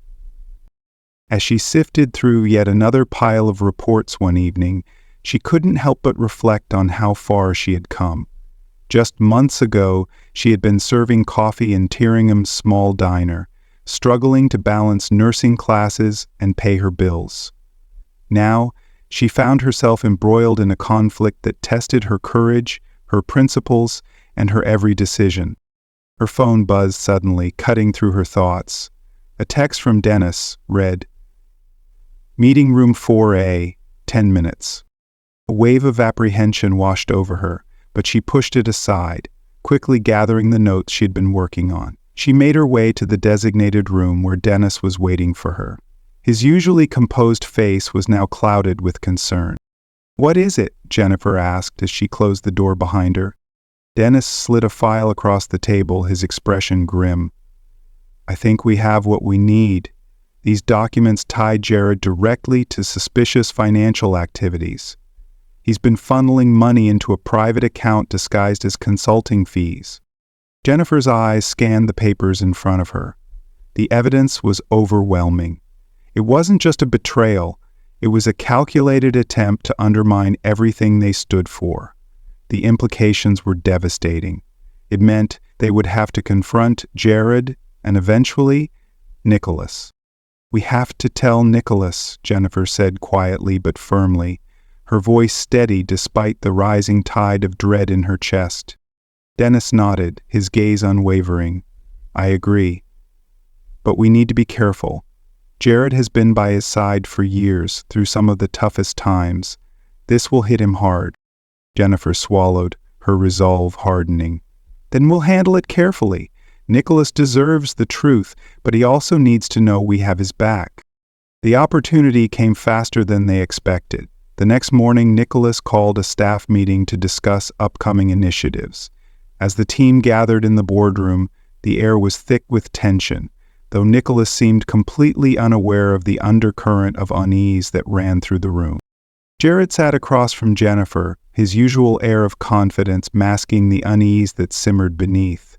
He wore a faint, self-assured smile, like a man who felt untouchable. Jennifer exchanged a glance with Dennis, who gave her a barely noticeable nod, her signal to proceed. When the conversation shifted to the Foundation's financial stability, Jennifer seized the moment. Her heart was pounding in her chest, but her voice didn't waver. "Nicholas," she began, the words firm despite the nervous coil in her stomach. "There's something we need to address. It's about the Foundation's accounts." Nicholas's brow furrowed, his sharp gaze fixated on Jennifer. "What's going on?" he asked, his voice laced with suspicion. Jennifer hesitated for a moment before she steeled herself.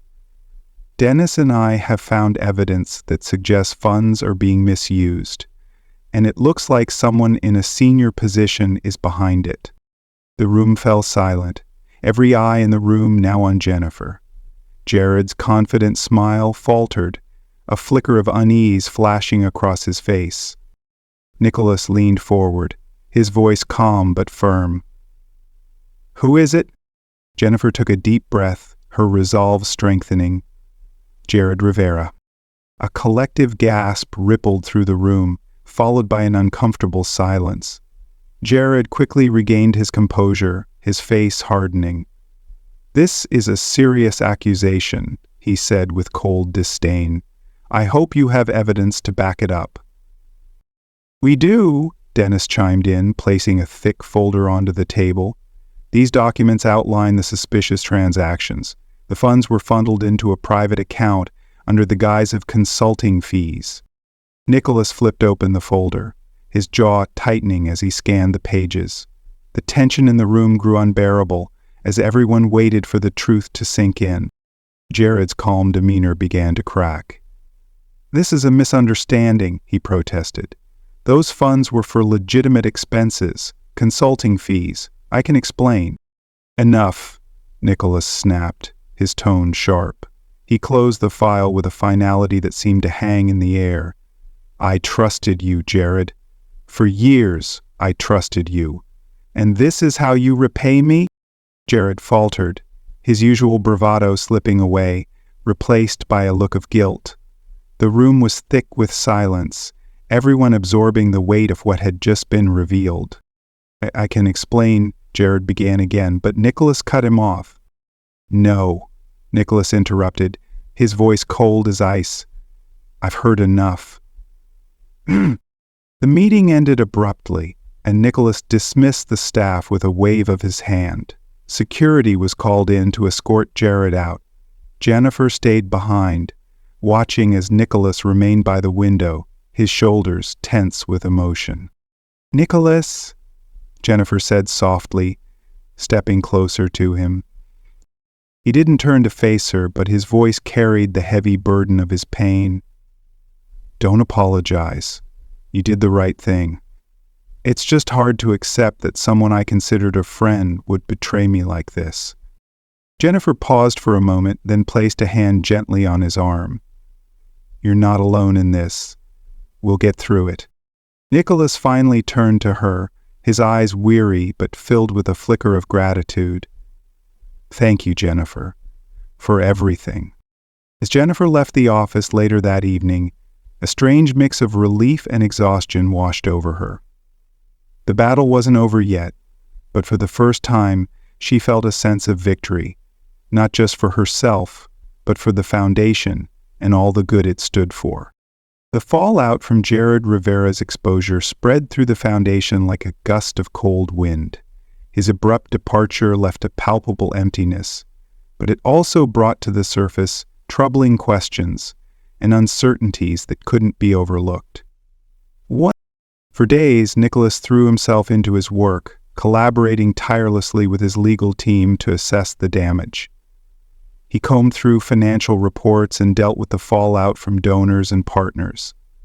The weight of it all was clear in the way the lines around his eyes had deepened and the sharpness of his tone during meetings. Meanwhile, Jennifer found herself grappling with a whirlwind of emotions. While there was some relief in knowing the truth had finally come to light, an uneasy feeling lingered. Jared's betrayal had gone beyond the professional realm. It was deeply personal for Nicholas. One late evening, as Jennifer was wrapping up her work in her office, Dennis stepped into the doorway. His face was pensive, his expression thoughtful. "You've done well, Miss Parker," he said, stepping closer. "Not many would have had the courage to bring this to light." Jennifer looked up from her notes, offering a faint smile. "I didn't do it alone. You and Nicholas, you've both carried the burden far more than I have." Dennis shook his head gently. "Don't downplay your role. It was your persistence, your refusal to back down, that made the difference." Jennifer set her pen down, her gaze drifting toward the city lights twinkling in the distance. "Do you think he'll be okay? Nicholas, I mean?" Dennis's expression softened. "Nicholas has weathered worse storms, but this one will leave a mark. Jared wasn't just a colleague. He was someone Nicholas trusted completely. Losing that kind of trust, it changes a person." Jennifer nodded, feeling a tightness in her chest. Over the past few weeks, she had seen glimpses of Nicholas's vulnerability, moments when the weight of his responsibilities seemed almost unbearable. He masked his pain with an armor of strength, but Jennifer could sense the cracks beneath the surface. The next day, Nicholas called a staff meeting to address the team. His commanding presence, as always, immediately drew the room's attention, but there was a somberness to his tone as he began to speak. "I want to thank all of you for your dedication and hard work during this difficult time," he said, his gray eyes scanning the room. "The Foundation has faced challenges before, but this was a betrayal I didn't see coming." He paused, steadying himself before continuing. "I want to be clear. Our work will continue. We won't let this derail the mission we've built together." Jennifer felt a swell of admiration for him as he spoke. Despite the turmoil, his determination shone through. As the meeting concluded, Jennifer lingered in the boardroom, gathering her notes. Nicholas approached her, his expression weary but sincere. "Jennifer," he said quietly, his voice softening now that the room had emptied. "Can I speak with you for a moment?" "Can I speak with you for a moment?" Jennifer looked up from her papers, setting her notes aside as she nodded. "Of course." Nicholas hesitated for a moment, running a hand through his dark hair, his gaze fixed on the floor before meeting hers. "I owe you an apology. I put you in a position you never should have been in. Jared's actions, they weren't your burden to bear." Jennifer shook her head, meeting his eyes with quiet understanding. "You don't have to apologize, Nicholas. I wanted to help, and I'm glad I could." His expression softened, and a flicker of gratitude appeared in his eyes. "You've done more than help, Jennifer. You've reminded me of what this foundation is really about. It's easy to forget when you're surrounded by people like Jared." The weight of his words settled between them, unspoken yet deeply understood. Jennifer reached out, her hand brushing against his arm in a gesture of quiet support. "You haven't lost sight of it, Nicholas. That's why this place exists. That's why all of us are here." He nodded, a faint smile tugging at the corners of his mouth. "Thank you," he said simply. As the days turned into weeks, the foundation slowly regained its momentum. Jennifer immersed herself in her work, collaborating with Dennis and the team to roll out the Rural Clinic initiative. The project quickly gained traction, receiving praise from both donors and the communities it aimed to serve. For the first time since arriving, Jennifer felt a quiet sense of accomplishment, a validation of her place in this world. But even as progress continued, a sense of unease lingered. Jennifer couldn't shake the feeling that Jared's betrayal was merely a part of something larger, something still hidden beneath the surface. One late evening, as she pored over old reports, Jennifer stumbled upon an email chain that raised her suspicions. The messages were cryptic, but they suggested that Jared hadn't acted alone. A chill swept through her as the implications began to settle in. If Jared had accomplices, both the Foundation and Nicholas were still at risk. Jennifer wrestled with whether to share her findings with Dennis or Nicholas, but something held her back. Without concrete evidence, she feared stirring up even more tension in an already strained environment. Instead, she called Julia, her voice tight with unease. "I can't shake the feeling there's more to this," Jennifer admitted, pacing her small apartment.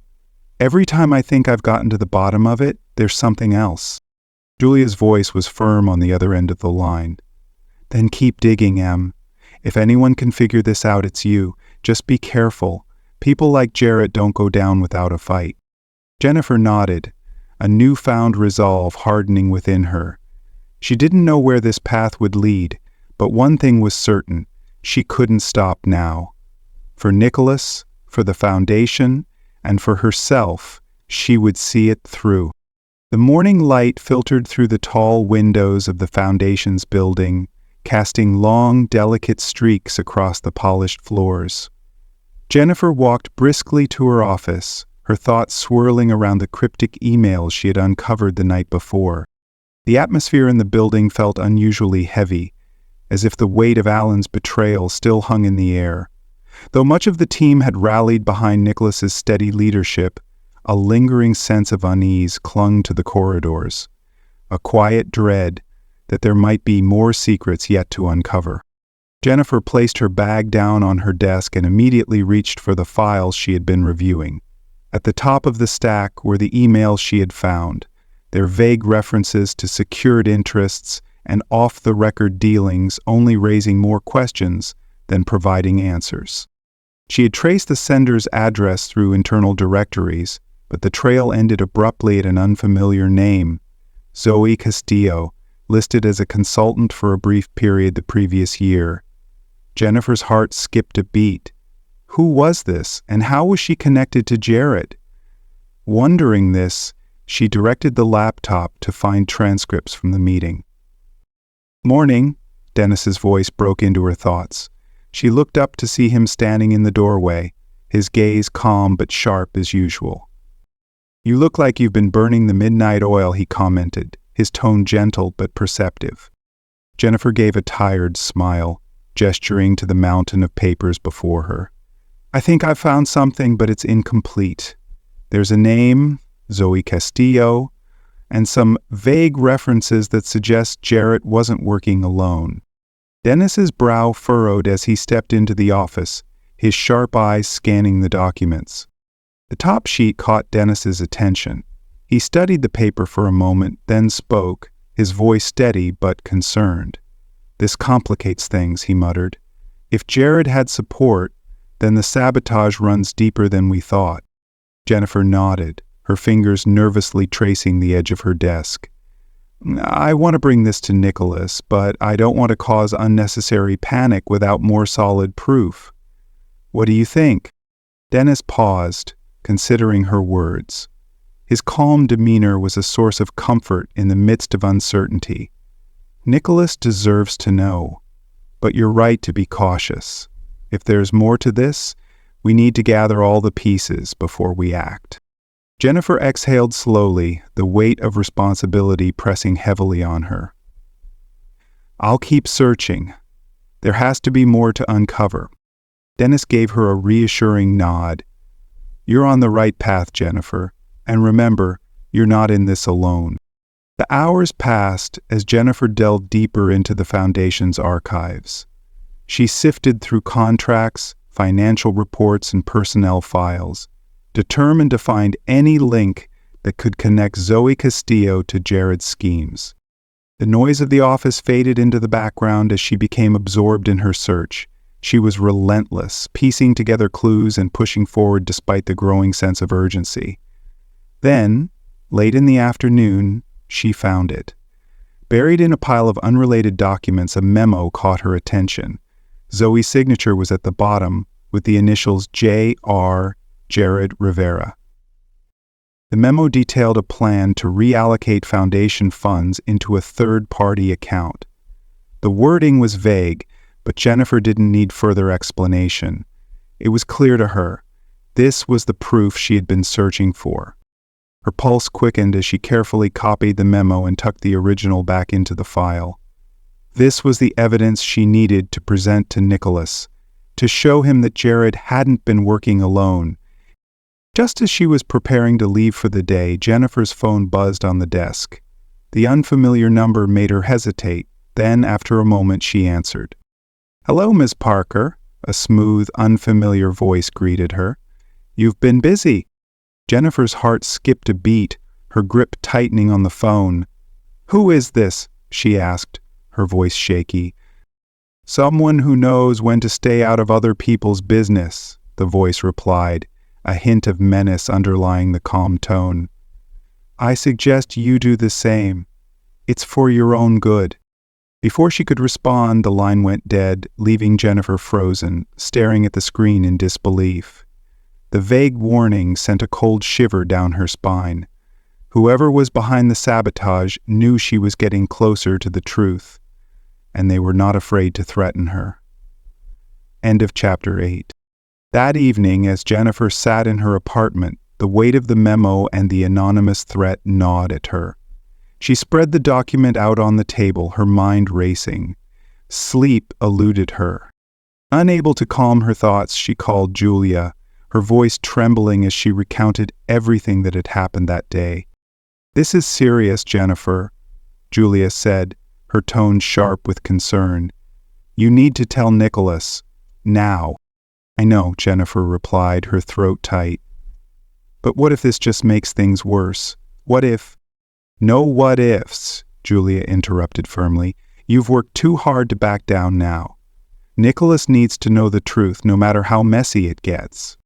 Jennifer nodded, even though Julia couldn't see her. "You're right. I'll tell him tomorrow." The following morning, Jennifer walked into the office with a renewed sense of purpose. The memo and her notes were firmly in hand, and she was prepared for whatever consequences the day might bring.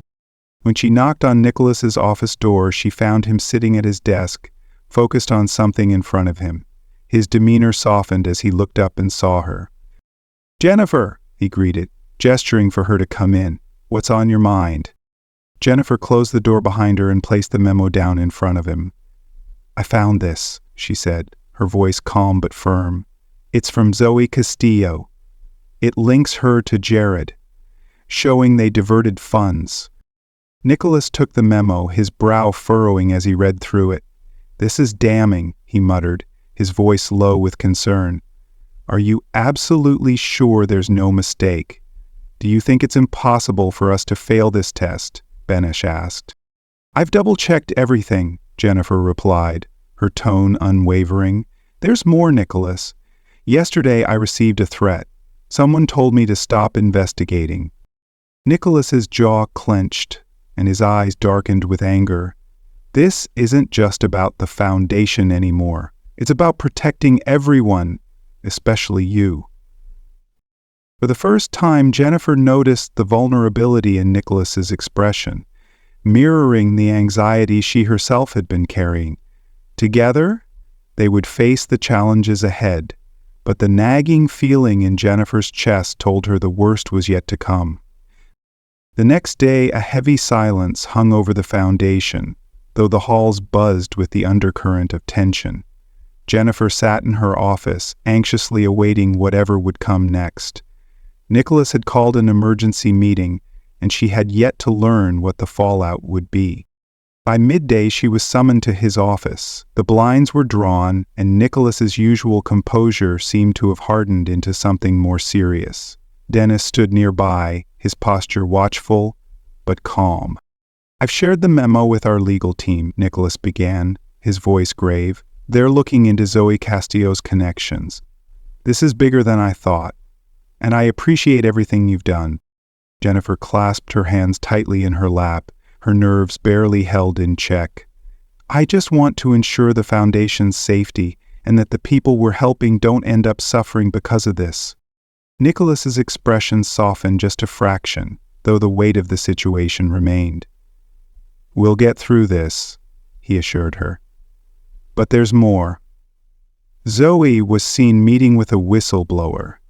If she decides to involve the press, this could escalate quickly. Jennifer felt a chill race down her spine. "What should we do?" "For now we wait," Nicholas said, his voice steady despite the storm brewing around them. "Our team is tracking her movements and preparing a statement if needed. But you need to be cautious, Jennifer." Dennis stepped forward, his tone serious. "We're taking precautions, but stay alert. If anything feels off, don't hesitate to reach out immediately." Jennifer nodded, her heart pounding as she processed the weight of their conversation. There was no turning back now. The battle was just beginning. That evening, Jennifer returned to her apartment, the weight of the day's events pressing heavily on her chest. As she sipped her tea, the quiet solitude was broken by the buzz of an incoming call. Her stomach knotted as she glanced at the unknown number on the screen. "Hello," she answered, her voice betraying the anxiety that had taken root within her. "Miss Parker?" came the cold, calm voice on the other end. "You didn't heed my warning." Her pulse quickened, and she fought to steady her breath. "Who is this? What do you want?" Stay out of matters that don't concern you, the voice replied. Walk away while you still can. Before Jennifer could respond, the line went dead. She sat in stunned silence, the fear that had gripped her giving way to defiance. Whoever this person was, they clearly underestimated her resolve. She wasn't about to back down. Effortlessly, every word of the email came out of the website. The next morning, Nicholas sat across from Dennis, his fists clenched, his usual composed demeanor shaken.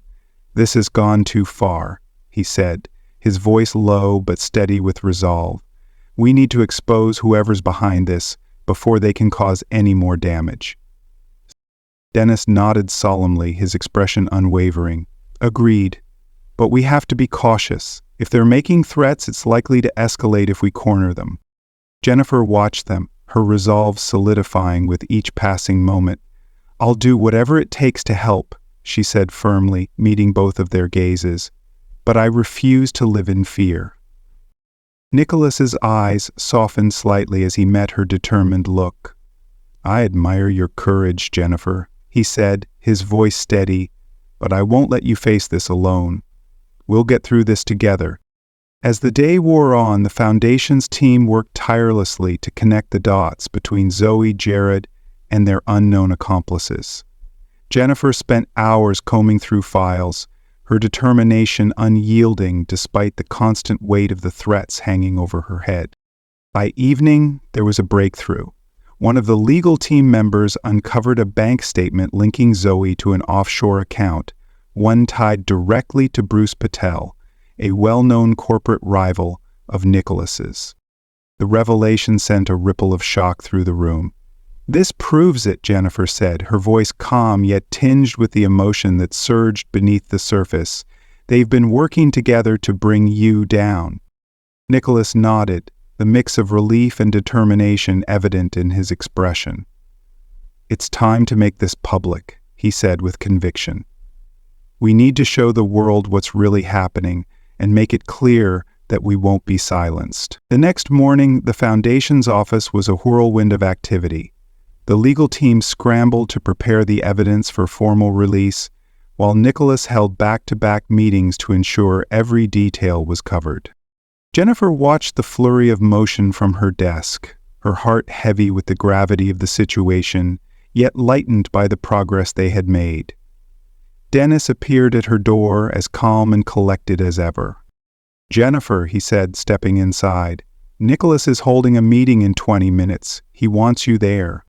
She nodded, pushing aside the stack of documents she had been reviewing. "I'll be ready."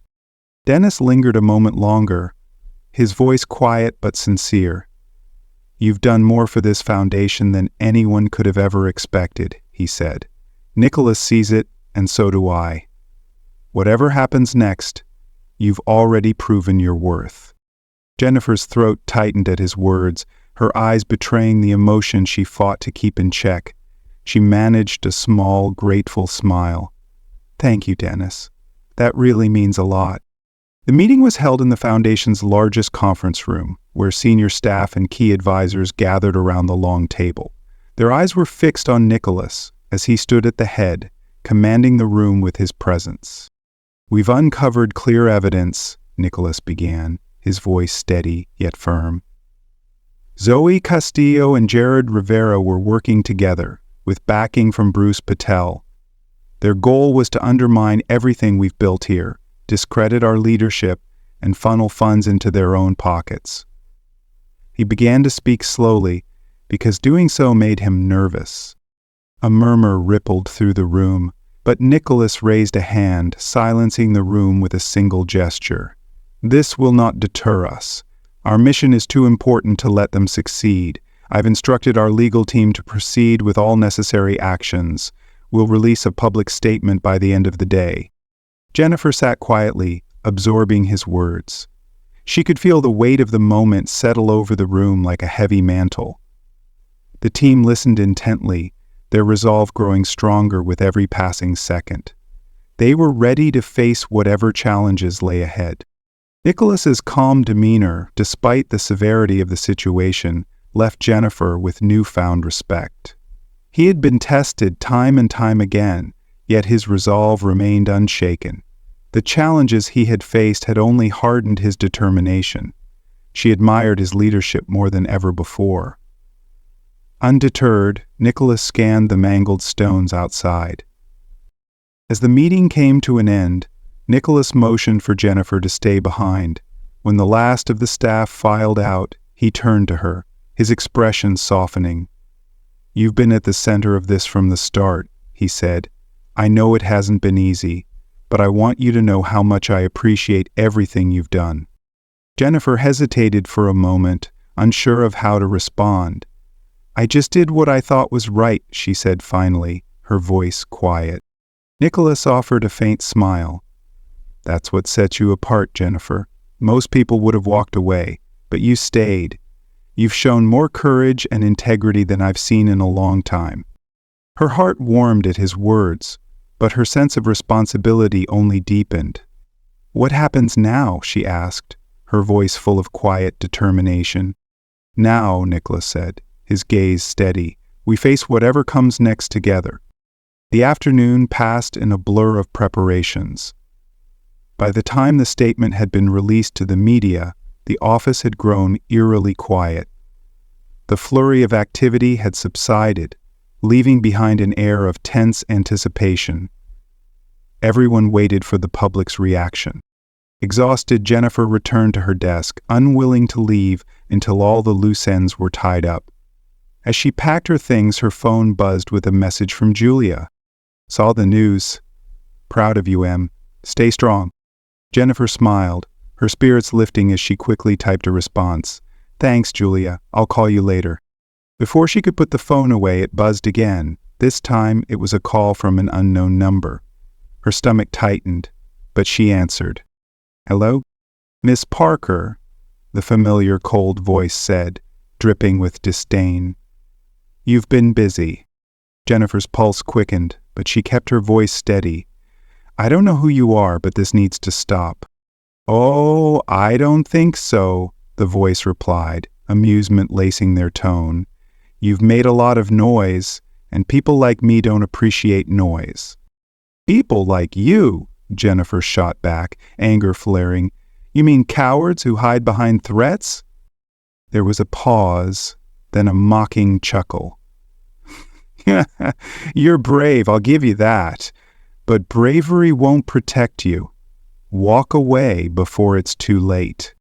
The line went dead, and Jennifer was left holding the phone, her grip tight, her heart pounding. Anger and fear battled within her, but she took a deep breath, steadying herself. Whoever this was, they wouldn't scare her. She had come too far to back down now. The following morning, Jennifer walked into the office with a sense of quiet determination.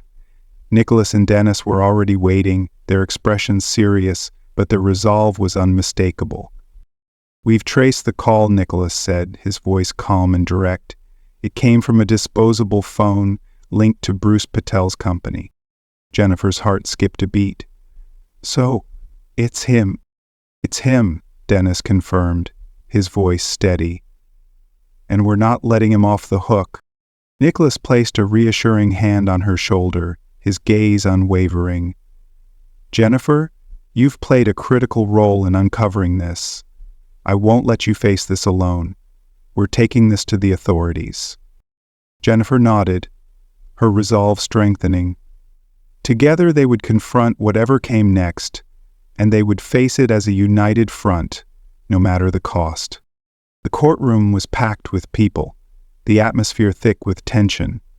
Even the faintest whispers were drowned out by the stillness. Jennifer sat near the front, her hands tightly clasped in her lap, as she focused on the proceedings.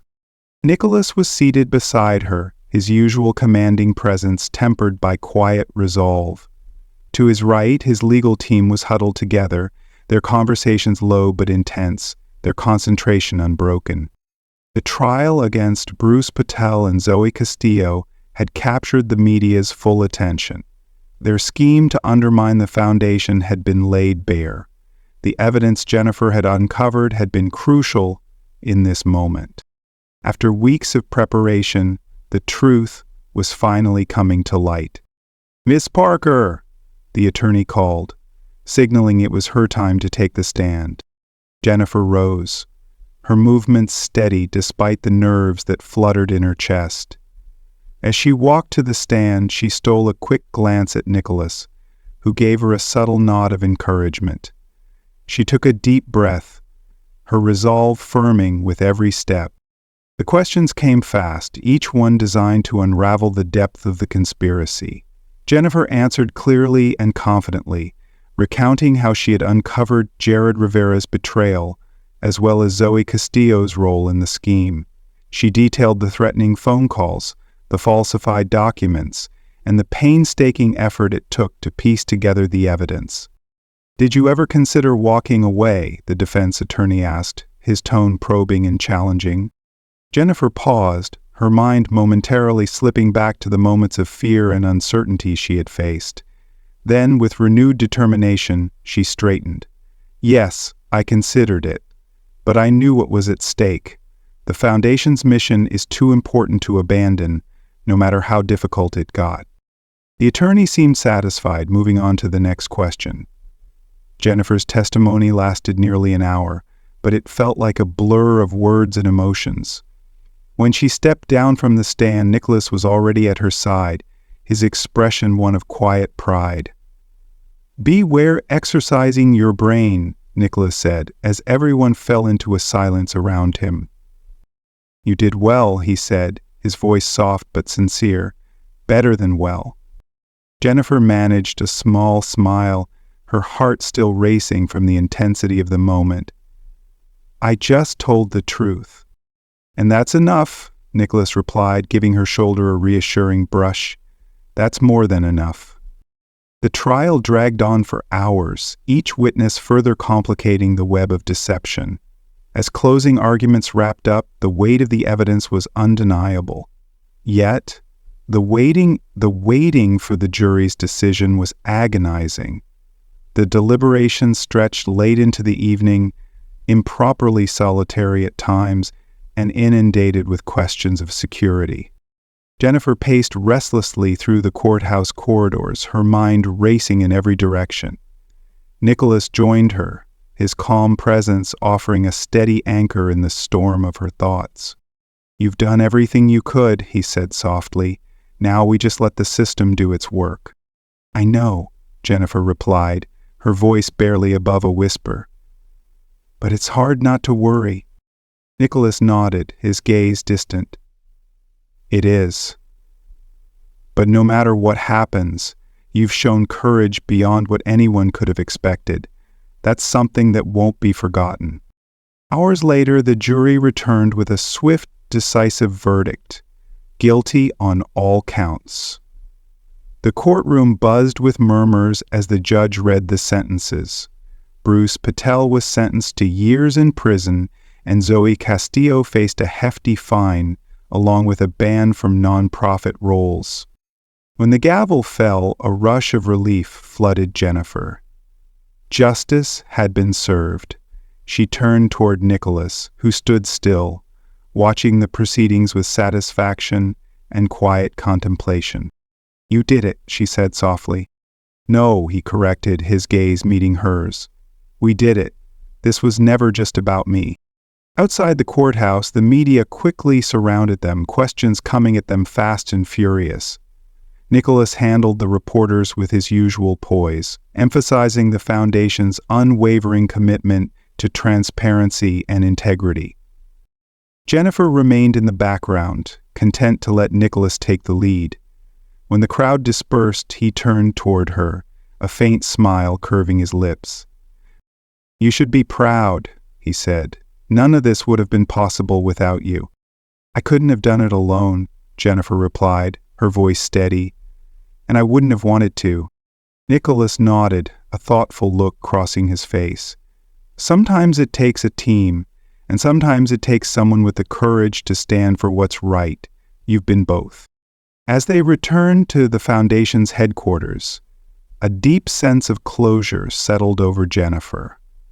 The challenges they had faced were monumental, but together they had emerged stronger.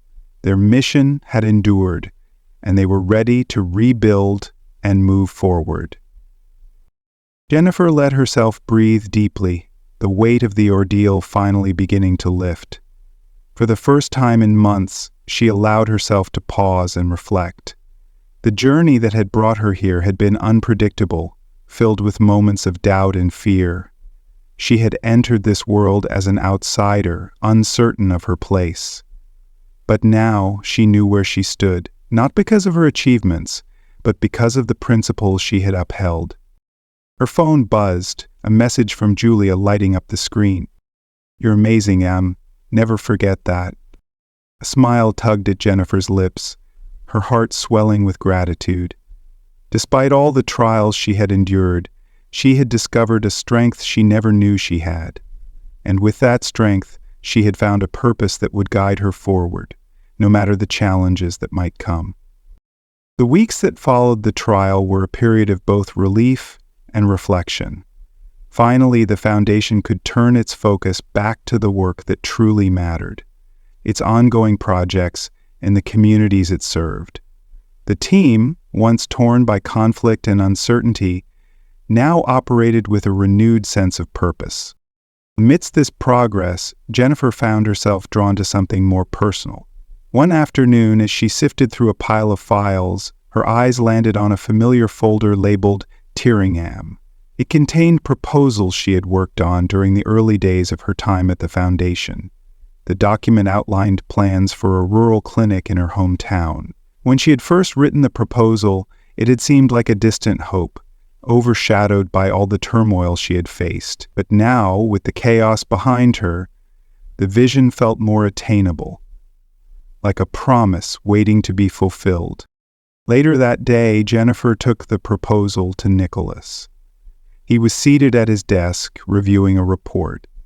He looked up as she entered, offering a small smile that softened his otherwise serious demeanor. "Jennifer," he greeted, motioning for her to sit. "What brings you in?" She placed the folder gently on his desk, her fingers brushing the cover as though she were reluctant to let it go. "I wanted to revisit this," she said quietly. "It's a proposal to reopen the clinic in Tyringham. I know it's not as large as some of the other projects we've been working on, but I believe it could really make a difference in the community." Nicholas picked up the folder, flipping through its pages thoughtfully. "Tyringham," he murmured, glancing up at her. "Your hometown?" Jennifer nodded, her eyes a little distant as she spoke. "It's where I first learned what it truly means to care for others. It's where I saw the impact of a lack of resources. I think this is something we need to do." Nicholas leaned back in his chair, his eyes fixed on her, his gaze steady and supportive. "You've been the heart of this foundation, Jennifer. If this is where your heart is, I'll back it." Her chest tightened, her breath catching at his words. She hadn't realized how much they would mean to her until now. "Thank you," she said softly, her voice thick with emotion. "That means more to me than I can express." Sarah sighed. The weeks that followed were a whirlwind of activity, filled with planning, organizing, and reconnecting. Jennifer poured her energy into the project, reaching out to old friends and acquaintances in Tyringham. The town was buzzing with excitement, a reminder of the good that could come from even the smallest spark of hope. One afternoon, standing at the steps of the long-abandoned clinic, Jennifer found herself lost in memories. The peeling paint and cracked windows seemed to mock the vivid recollections she had of the place. This clinic had once been a lifeline for so many, and in her mind, she could almost hear her mother's voice, urging her to dream bigger, to look beyond their small town. "Earth to Jennifer," came a voice, breaking through her reverie. She turned to find Nicholas standing behind her, hands tucked casually in his coat pockets. "Just reminiscing," she said, offering a smile tinged with nostalgia. "It's strange to think how much this place shaped who I am." Nicholas moved closer, his gaze drifting toward the old building with her. "It's not strange at all," he said softly. "The places that shape us always stay with us, no matter how far we go." Jennifer nodded, his words hitting a deep chord within her. "Thank you for being here," she said, her voice full of sincerity. "I wasn't sure if you'd have time for this." Nicholas smirked slightly. "Wouldn't miss it for the world." Together, they spent the afternoon touring the site, discussing plans for the renovation and potential partnerships.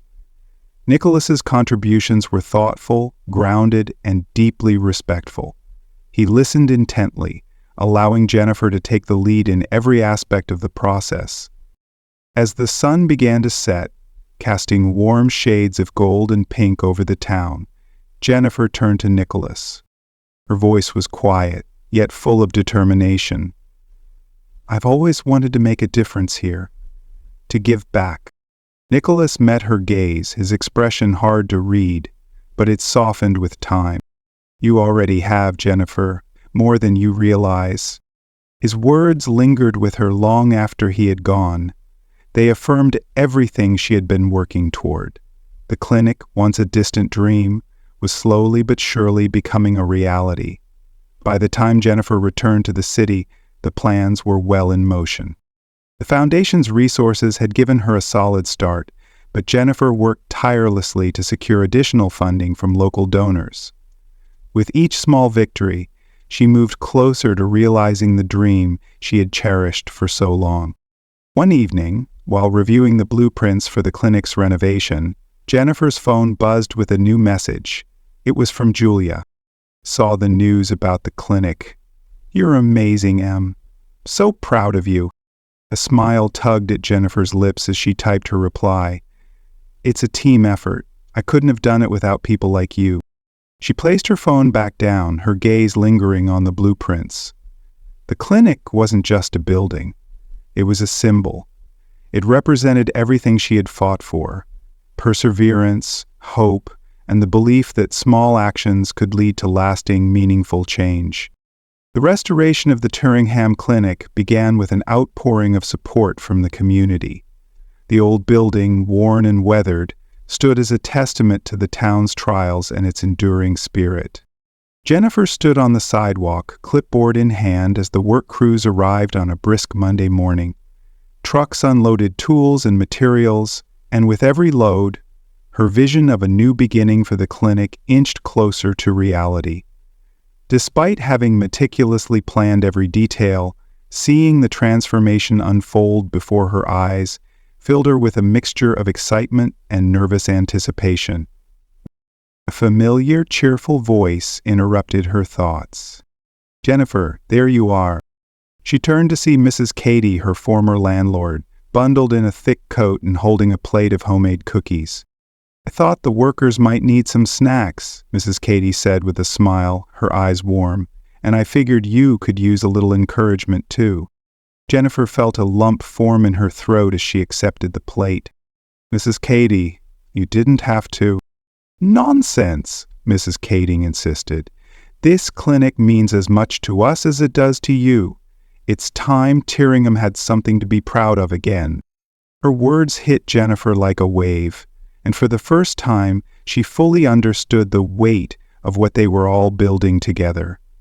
She had always known the clinic was important, but hearing it from someone who had seen the hardships of the town made it all the more profound.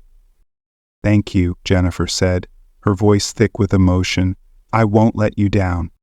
Over the next few days, Jennifer found herself juggling the complex demands of overseeing the restoration while coordinating with local leaders. Nora Lambert, the pragmatic mayor, quickly became one of her most reliable allies. Together, they worked tirelessly to secure additional funding and ensure that the clinic would meet the community's growing needs. "This isn't just about health care," Mayor Lambert remarked one afternoon as they reviewed the budget. "It's about reminding people that Tyringham is worth investing in. You've given us something to believe in again." Jennifer smiled, but the weight of Nora's words settled heavily on her heart. "It's not just me," Jennifer replied. "It's everyone who's pitched in to make this happen." As the days turned into weeks, the project presented its share of challenges. The scale of the renovation was greater than Jennifer had anticipated. and unexpected delays with equipment shipments and structural repairs increased the costs. But Jennifer met each obstacle head-on, her determination unwavering. She spent countless nights drafting proposals, writing grant applications, and brainstorming solutions to keep the project moving forward. One late evening, as she reviewed financial reports in her office, she heard a familiar knock at the door. "Still at it," Nicholas's voice called, his tone softening the seriousness of his usual demeanor. Jennifer looked up and nodded. "There's always more to do." Nicholas stepped into the room, leaning casually against her desk. "You're doing more than enough," he said sincerely. "Tyringham is lucky to have you." His simple but heartfelt words offered Jennifer the reassurance she needed. Together, they navigated the project's many challenges, each step forward reinforcing their shared commitment to the clinic and the community. Jennifer knew the road ahead would be filled with more obstacles, but with the support of the town and Nicholas by her side, she felt ready to face whatever came next. Delays in shipments, unforeseen repairs, and tight budgets challenged Jennifer's patience at every turn. Doubt crept into her thoughts now and then, testing her resolve. But she reminded herself, time and time again, of the reasons she had embarked on this journey in the first place. One evening, as the last light of the day faded, Jennifer stood alone in the partially renovated Tyringham clinic. The walls, stripped to their bones, exposed raw wood beams, and the air was thick with the smell of fresh paint and sawdust. Her hand grazed the edge of a new countertop, and she imagined the bustling future. Children laughing, families finding solace, and neighbors reconnecting. Footsteps broke the silence behind her. Jennifer turned, her heart lifting at the sight of Nicholas walking in.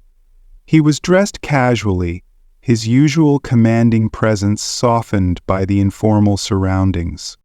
"I thought I'd check in and see how things are going," he said, his eyes scanning the space with quiet admiration. "There's only space."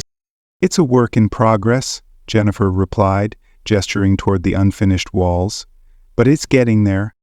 Nicholas stepped closer, his gaze softening as he took in the transformation. "What you've done here is remarkable, Jennifer. I hope you realize that." She met his eyes, her voice thoughtful. "It's not just about the clinic," she said, her words imbued with emotion. "It's about proving that change is possible, even in places like Tyringham." Nicholas's voice was steady, filled with admiration, "And you've done it, not just for Tyringham, but for everyone who's been a part of this." Jennifer felt a flush rise to her cheeks, pride swelling in her chest. "I couldn't have done it without your support," she admitted. Nicholas smiled, but there was a hint of modesty in his tone. "You give me too much credit. This was your vision, Jennifer. I just helped you bring it to life." For a long moment, they stood together in silence. The weight of their journey was still present, but in that space it felt lighter. There was a quiet triumph in the air. As Nicholas prepared to leave, his expression softened. "When this clinic opens, it's going to change lives. And it's all because of you.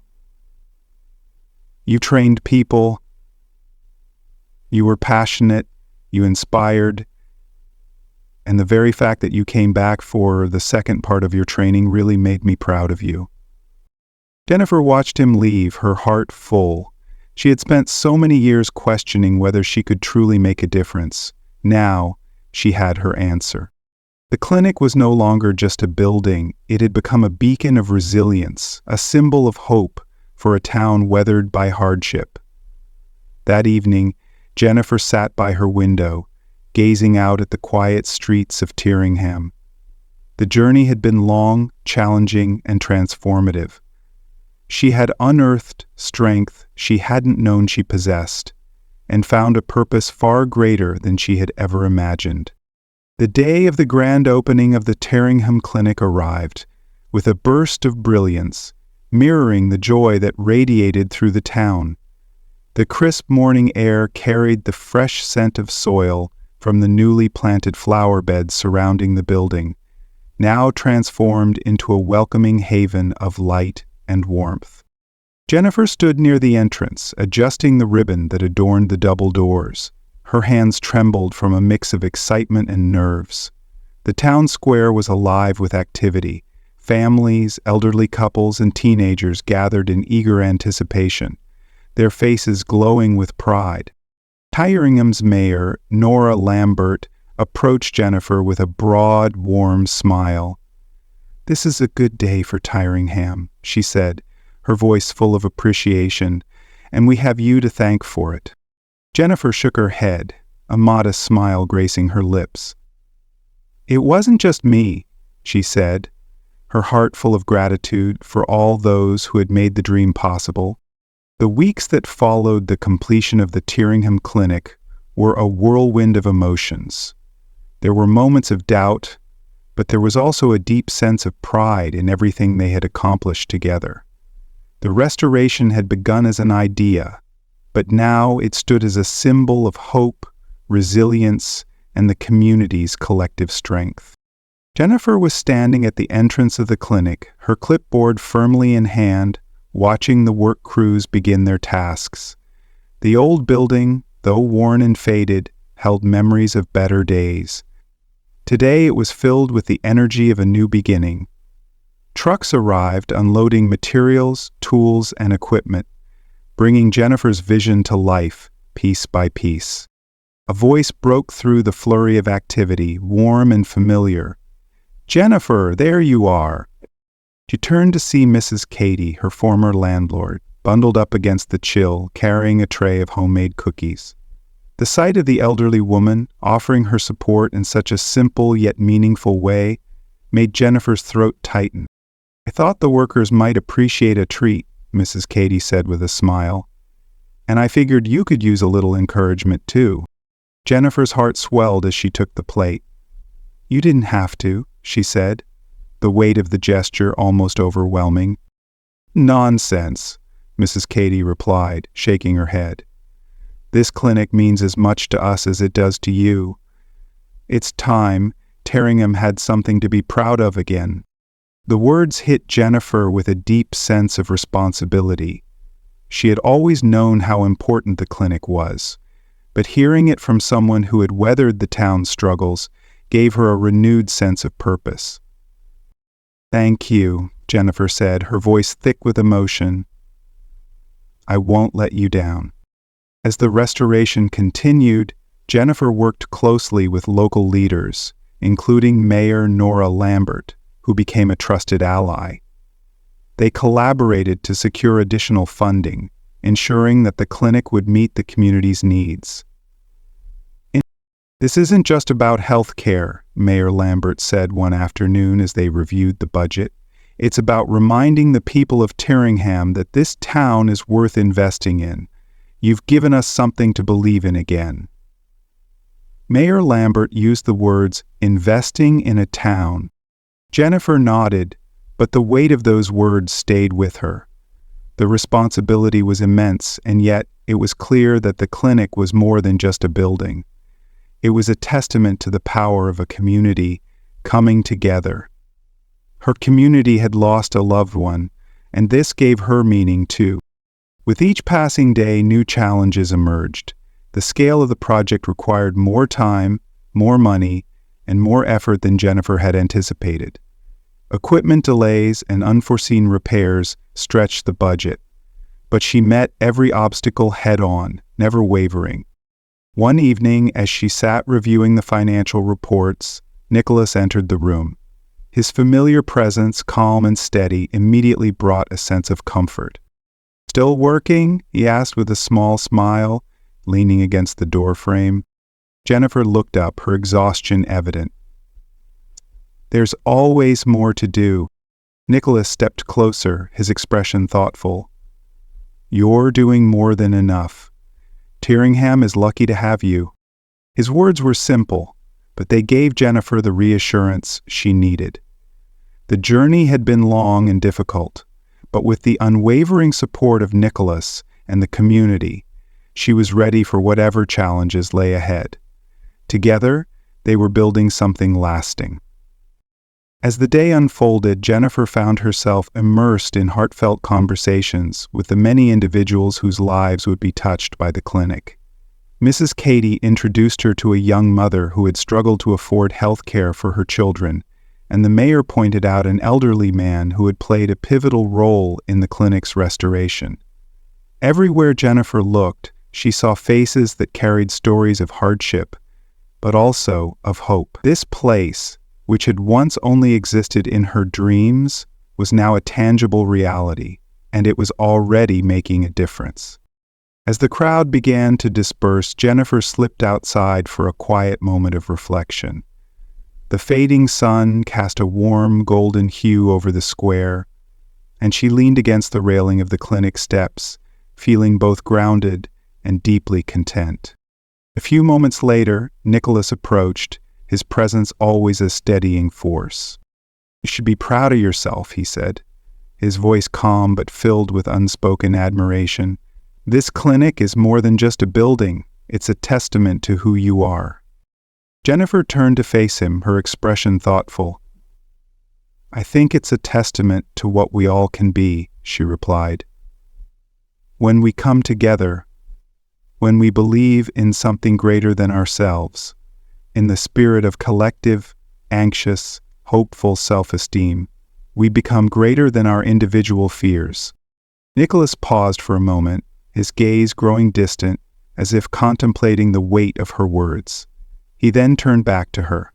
"So what's next for you, Jennifer?" he asked softly. Jennifer took a deep breath, the question lingering in the cool evening air.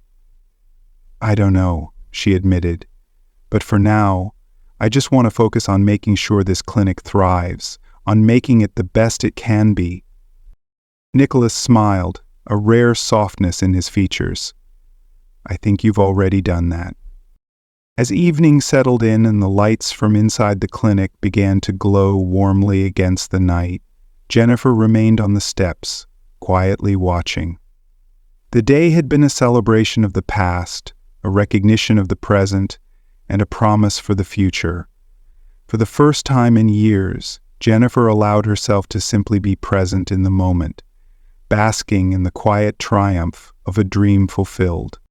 Several months had passed since the clinic opened its doors, and the change in Tyringham was undeniable. The town, once quiet and stagnant, now thrived with activity. The businesses lining Main Street flourished, driven by the influx of visitors. The Tyringham Clinic had become a cornerstone of the community, providing not just health care, but a renewed sense of hope and connection. Jennifer sat in her modest office, going over the latest patient outreach report. The numbers were impressive. More families were accessing services than she had expected, and the community's response had been overwhelmingly positive. But even in her satisfaction, there was a thought that lingered, an unease she couldn't quite shake. The knock at the door interrupted her thoughts. She looked up to find Nora Lambert, the mayor, stepping inside with a warm smile. "Still as busy as ever, I see," Nora said, settling into the chair opposite Jennifer. "There's always something to do," Jennifer replied, putting the report aside. "But honestly, I wouldn't want it any other way." Nora smiled, but her expression turned contemplative. "You've done something extraordinary here, Jennifer. This clinic has brought a renewed sense of pride to Tyringham.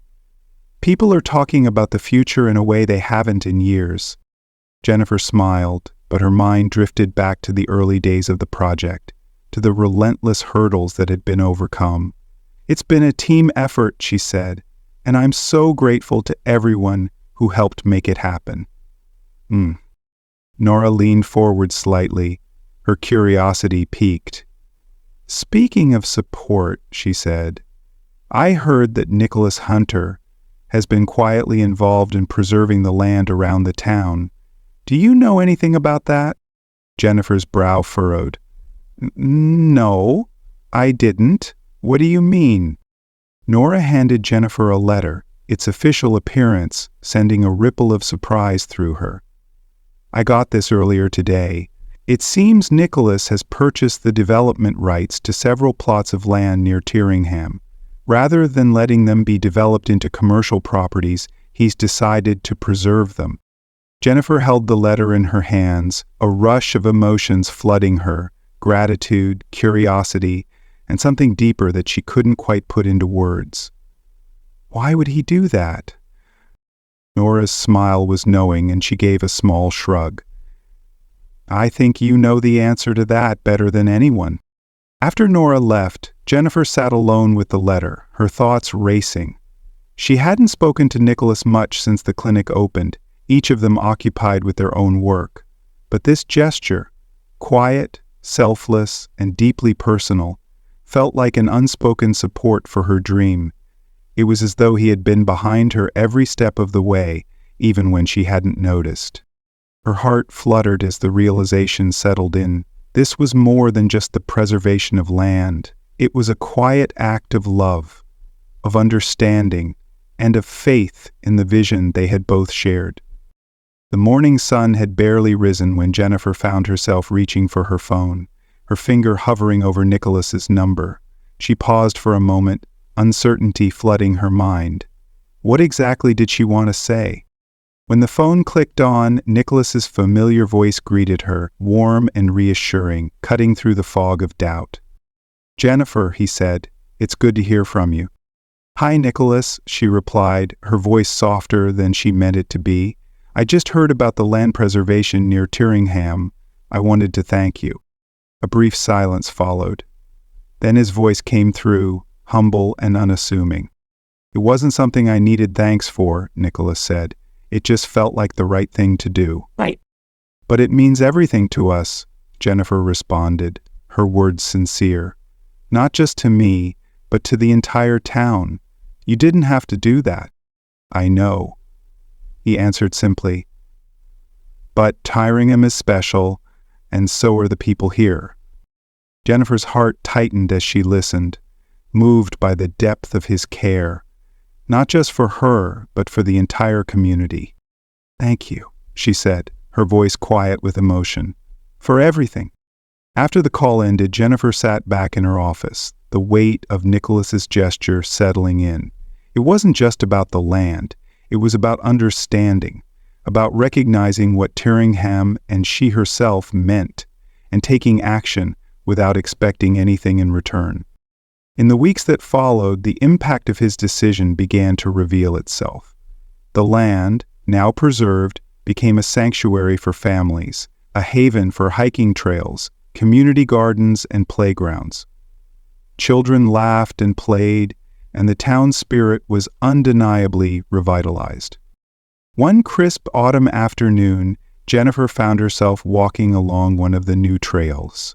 The sound of leaves crunching underfoot filled the air, the vibrant colors of the trees a beautiful contrast against the clear sky.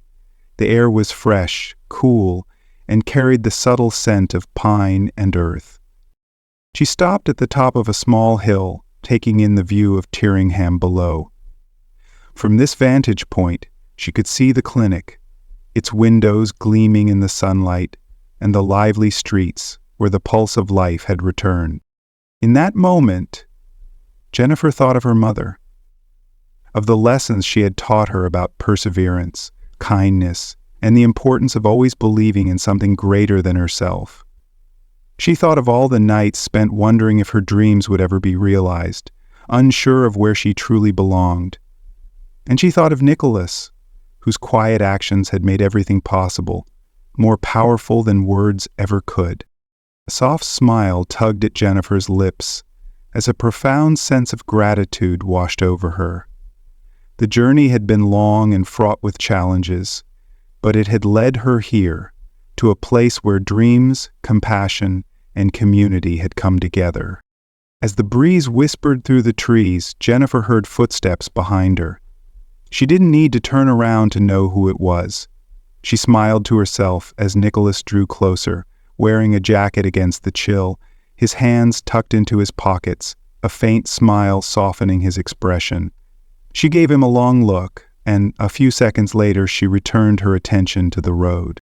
"I thought I might find you here," he said, his voice calm and steady. Jennifer nodded, her smile lingering. It's a good place to think. Nicholas surveyed the town below, his gaze sweeping across the streets, now full of life and energy. You've done something incredible here, Jennifer. Turringham is thriving because of you. It's not just me, she replied, her gaze following his. It's the people, the community. But you gave them something to believe in, he said, his voice steady, filled with admiration. That's not something everyone can do. They stood in companionable silence for a moment, the autumn breeze rustling the leaves around them. Jennifer closed her eyes for a brief moment, allowing the peace of the scene to wash over her. She felt the weight of her journey balanced by the quiet satisfaction of all they had achieved. Months drifted by and life in Tyringham found its steady pulse once again. The clinic, now thriving under Jennifer's leadership, had become a source of light for the community, a place of hope and healing for the people who called this town home. The land that had been preserved around Tyringham, with its scenic trails and gathering spaces, united families and neighbors in ways Jennifer had once only dreamed about. On a clear morning, Jennifer arrived at the clinic early, the first rays of sunlight casting a golden glow over the quiet town. She unlocked the door, the familiar creak of it welcoming her as she stepped inside. The polished floors beneath her feet seemed to hum with the anticipation of another busy day ahead. There was a calmness to her routine now, a quiet satisfaction that replaced the uncertainty she once carried. As she settled into her office, her thoughts were interrupted by a knock on the door. Grace, one of the volunteers, entered, holding an envelope in her hand. "This just came for you," Grace said, her voice tinged with curiosity. Jennifer took the envelope from her, recognizing the elegant script on the front. It had been a long while since she had seen that handwriting. She thanked Grace, waited for her to leave, and carefully opened the letter. Inside, Jennifer found a letter from Nicholas. The paper was thick and formal, yet the words it carried were deeply personal, a reflection of the relationship they had forged over the months. "Jennifer," the letter began, "I hope this note finds you in good health. I wanted to take a moment to inform you that my work in Tyringham is officially complete. The land preservation project has been finalized, and the deeds have been transferred to the town council. It now belongs to the people, where it truly belongs. I've spent much of my life chasing success, often overlooking the things that truly matter. Working alongside you has reminded me of the importance of community, of roots, and the quiet strength that comes from service. For that, I owe you more than I can put into words. I have faith in what you've built here, Jennifer. The legacy you've created will endure, not simply because of the clinic, but because of the spirit you've nurtured in this town. You've shown us all, including myself, that even the smallest actions can send ripples through the world and create lasting change. Although I'll be leaving Tyringham, I won't forget what I've learned here. Thank you for showing me that life holds more meaning than the things I once thought mattered most. With sincere gratitude, Nicholas." Jennifer read the letter twice, the weight of his words settling over her, each sentence stirring a complex mix of emotions. A wave of sadness washed over her as she realized Nicholas would be leaving, but it was paired with profound gratitude for the role he had played in her journey. His words were a testament to how far they had both come, not just in the work they had done together, but in their growth as individuals and as partners in this effort. She folded the letter carefully, placing it in her desk drawer, her mind lingering on the impact Nicholas had made, not just with his financial contributions, but with his unwavering belief in her and in Tyringham. It had been more than just a project to him. It had been a shared vision, a shared belief in the power of community and the enduring strength of small, meaningful actions. That afternoon, Jennifer wandered along the trails Nicholas had safeguarded. The paths meandered softly through the trees, their leaves filtered with warm sunlight. Families strolled leisurely, the laughter of children resonating through the quiet woods. She passed by a community garden where volunteers work the earth with care, tending to neatly arranged rows of vegetables and blossoms. The fruits of their labor stood as a testament to what could be achieved when a community came together, united by a shared sense of purpose and hope. Jennifer paused for a moment, taking in the vibrant scene before her. A deep sense of gratitude washed over her, not only for the transformations in Tyringham, but for the journey that had brought her here. The lessons of compassion, perseverance, and quiet strength had shaped her, and they would continue to guide her forward. As she turned back toward the clinic, Jennifer found herself smiling. The future, while uncertain, no longer seemed daunting. For the first time, she felt prepared to meet whatever lay ahead. Tyringham was flourishing, and so was she. At the top of a gentle hill, Jennifer paused to catch her breath. The breathtaking view stretched before her. The town, the clinic, and the preserved land, all bathed in the soft embrace of the afternoon sun. She described it to a friend as the vision of something different from the chatter of her daily life. This panorama spoke of resilience and renewal. It was a landscape of hope, a place that had found its strength again. Jennifer thought of Nicholas, of the quiet determination he had shown in supporting her dream, asking nothing in return. His influence, subtle yet powerful, would remain a part of Tyringham's story, even as he moved on to the next chapter of his life. A voice called out from behind, and Jennifer turned to see Mrs. Katy slowly approaching the trail. With a cane in hand but a bright smile on her face, the elderly woman's steps were steady and sure. "Jennifer," she greeted warmly, "I had a feeling I'd find you here." Jennifer assisted Mrs. Katy to a bench perched at the hilltop, where they sat side by side in companionable silence, savoring the stillness for a moment. "You've done something extraordinary," Mrs. Katy said after a pause, her voice thick with pride. "The town hasn't felt this alive in years, and that's because of you."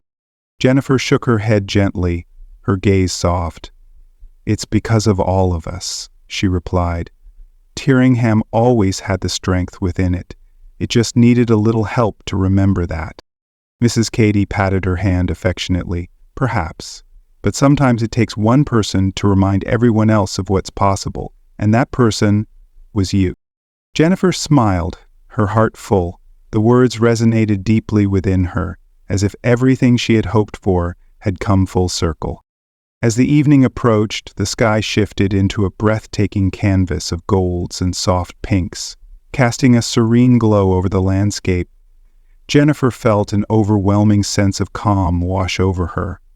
The path she had walked had been long and filled with obstacles, but it had led her to a place of clarity and belonging. Tyringham had found its new beginning, and so had Jennifer. For the first time in years, she felt truly at peace, not just with the town she had helped to restore, but with herself. Sitting there, taking in the sight of the town she had worked so hard to rebuild, she realized that the future was full of promise. It wasn't just about the tangible accomplishments. It was about the resilience, the community spirit, and the unwavering hope that would propel them forward. If you enjoy Jennifer's journey of resilience and community transformation in Tyringham, be sure to hit the like button and subscribe to our channel. Don't forget to share this video with your friends and family. Let's spread the message of hope and the power of working together for a brighter future. Jennifer's story is a powerful reminder that true change starts with individuals who care enough to make a difference. From the creation of the Tyringham Clinic to the preservation of the town's land, Jennifer's efforts didn't just rebuild a physical space, but rekindled a sense of unity and purpose within the community. With the support of dedicated allies, including the quietly generous Nicholas and the entire town, Jennifer showed how perseverance, compassion, and a strong sense of community can heal and restore even the most fragile of places. As the story unfolds, we witness how one person's vision, backed by the collective strength of a community, can spark a lasting transformation. Jennifer's journey is about more than just overcoming obstacles. It's about discovering one's true purpose and embracing the power of hope and connection. Now, we'd love to hear your thoughts on this heartwarming journey. What moments stood out to you the most? How does Jennifer's story resonate with your own experiences? Leave a comment below to share your reflections. We look forward to hearing from you and continuing this conversation. Remember, together we can create change, no matter how big or small. Thank you for watching, and stay inspired.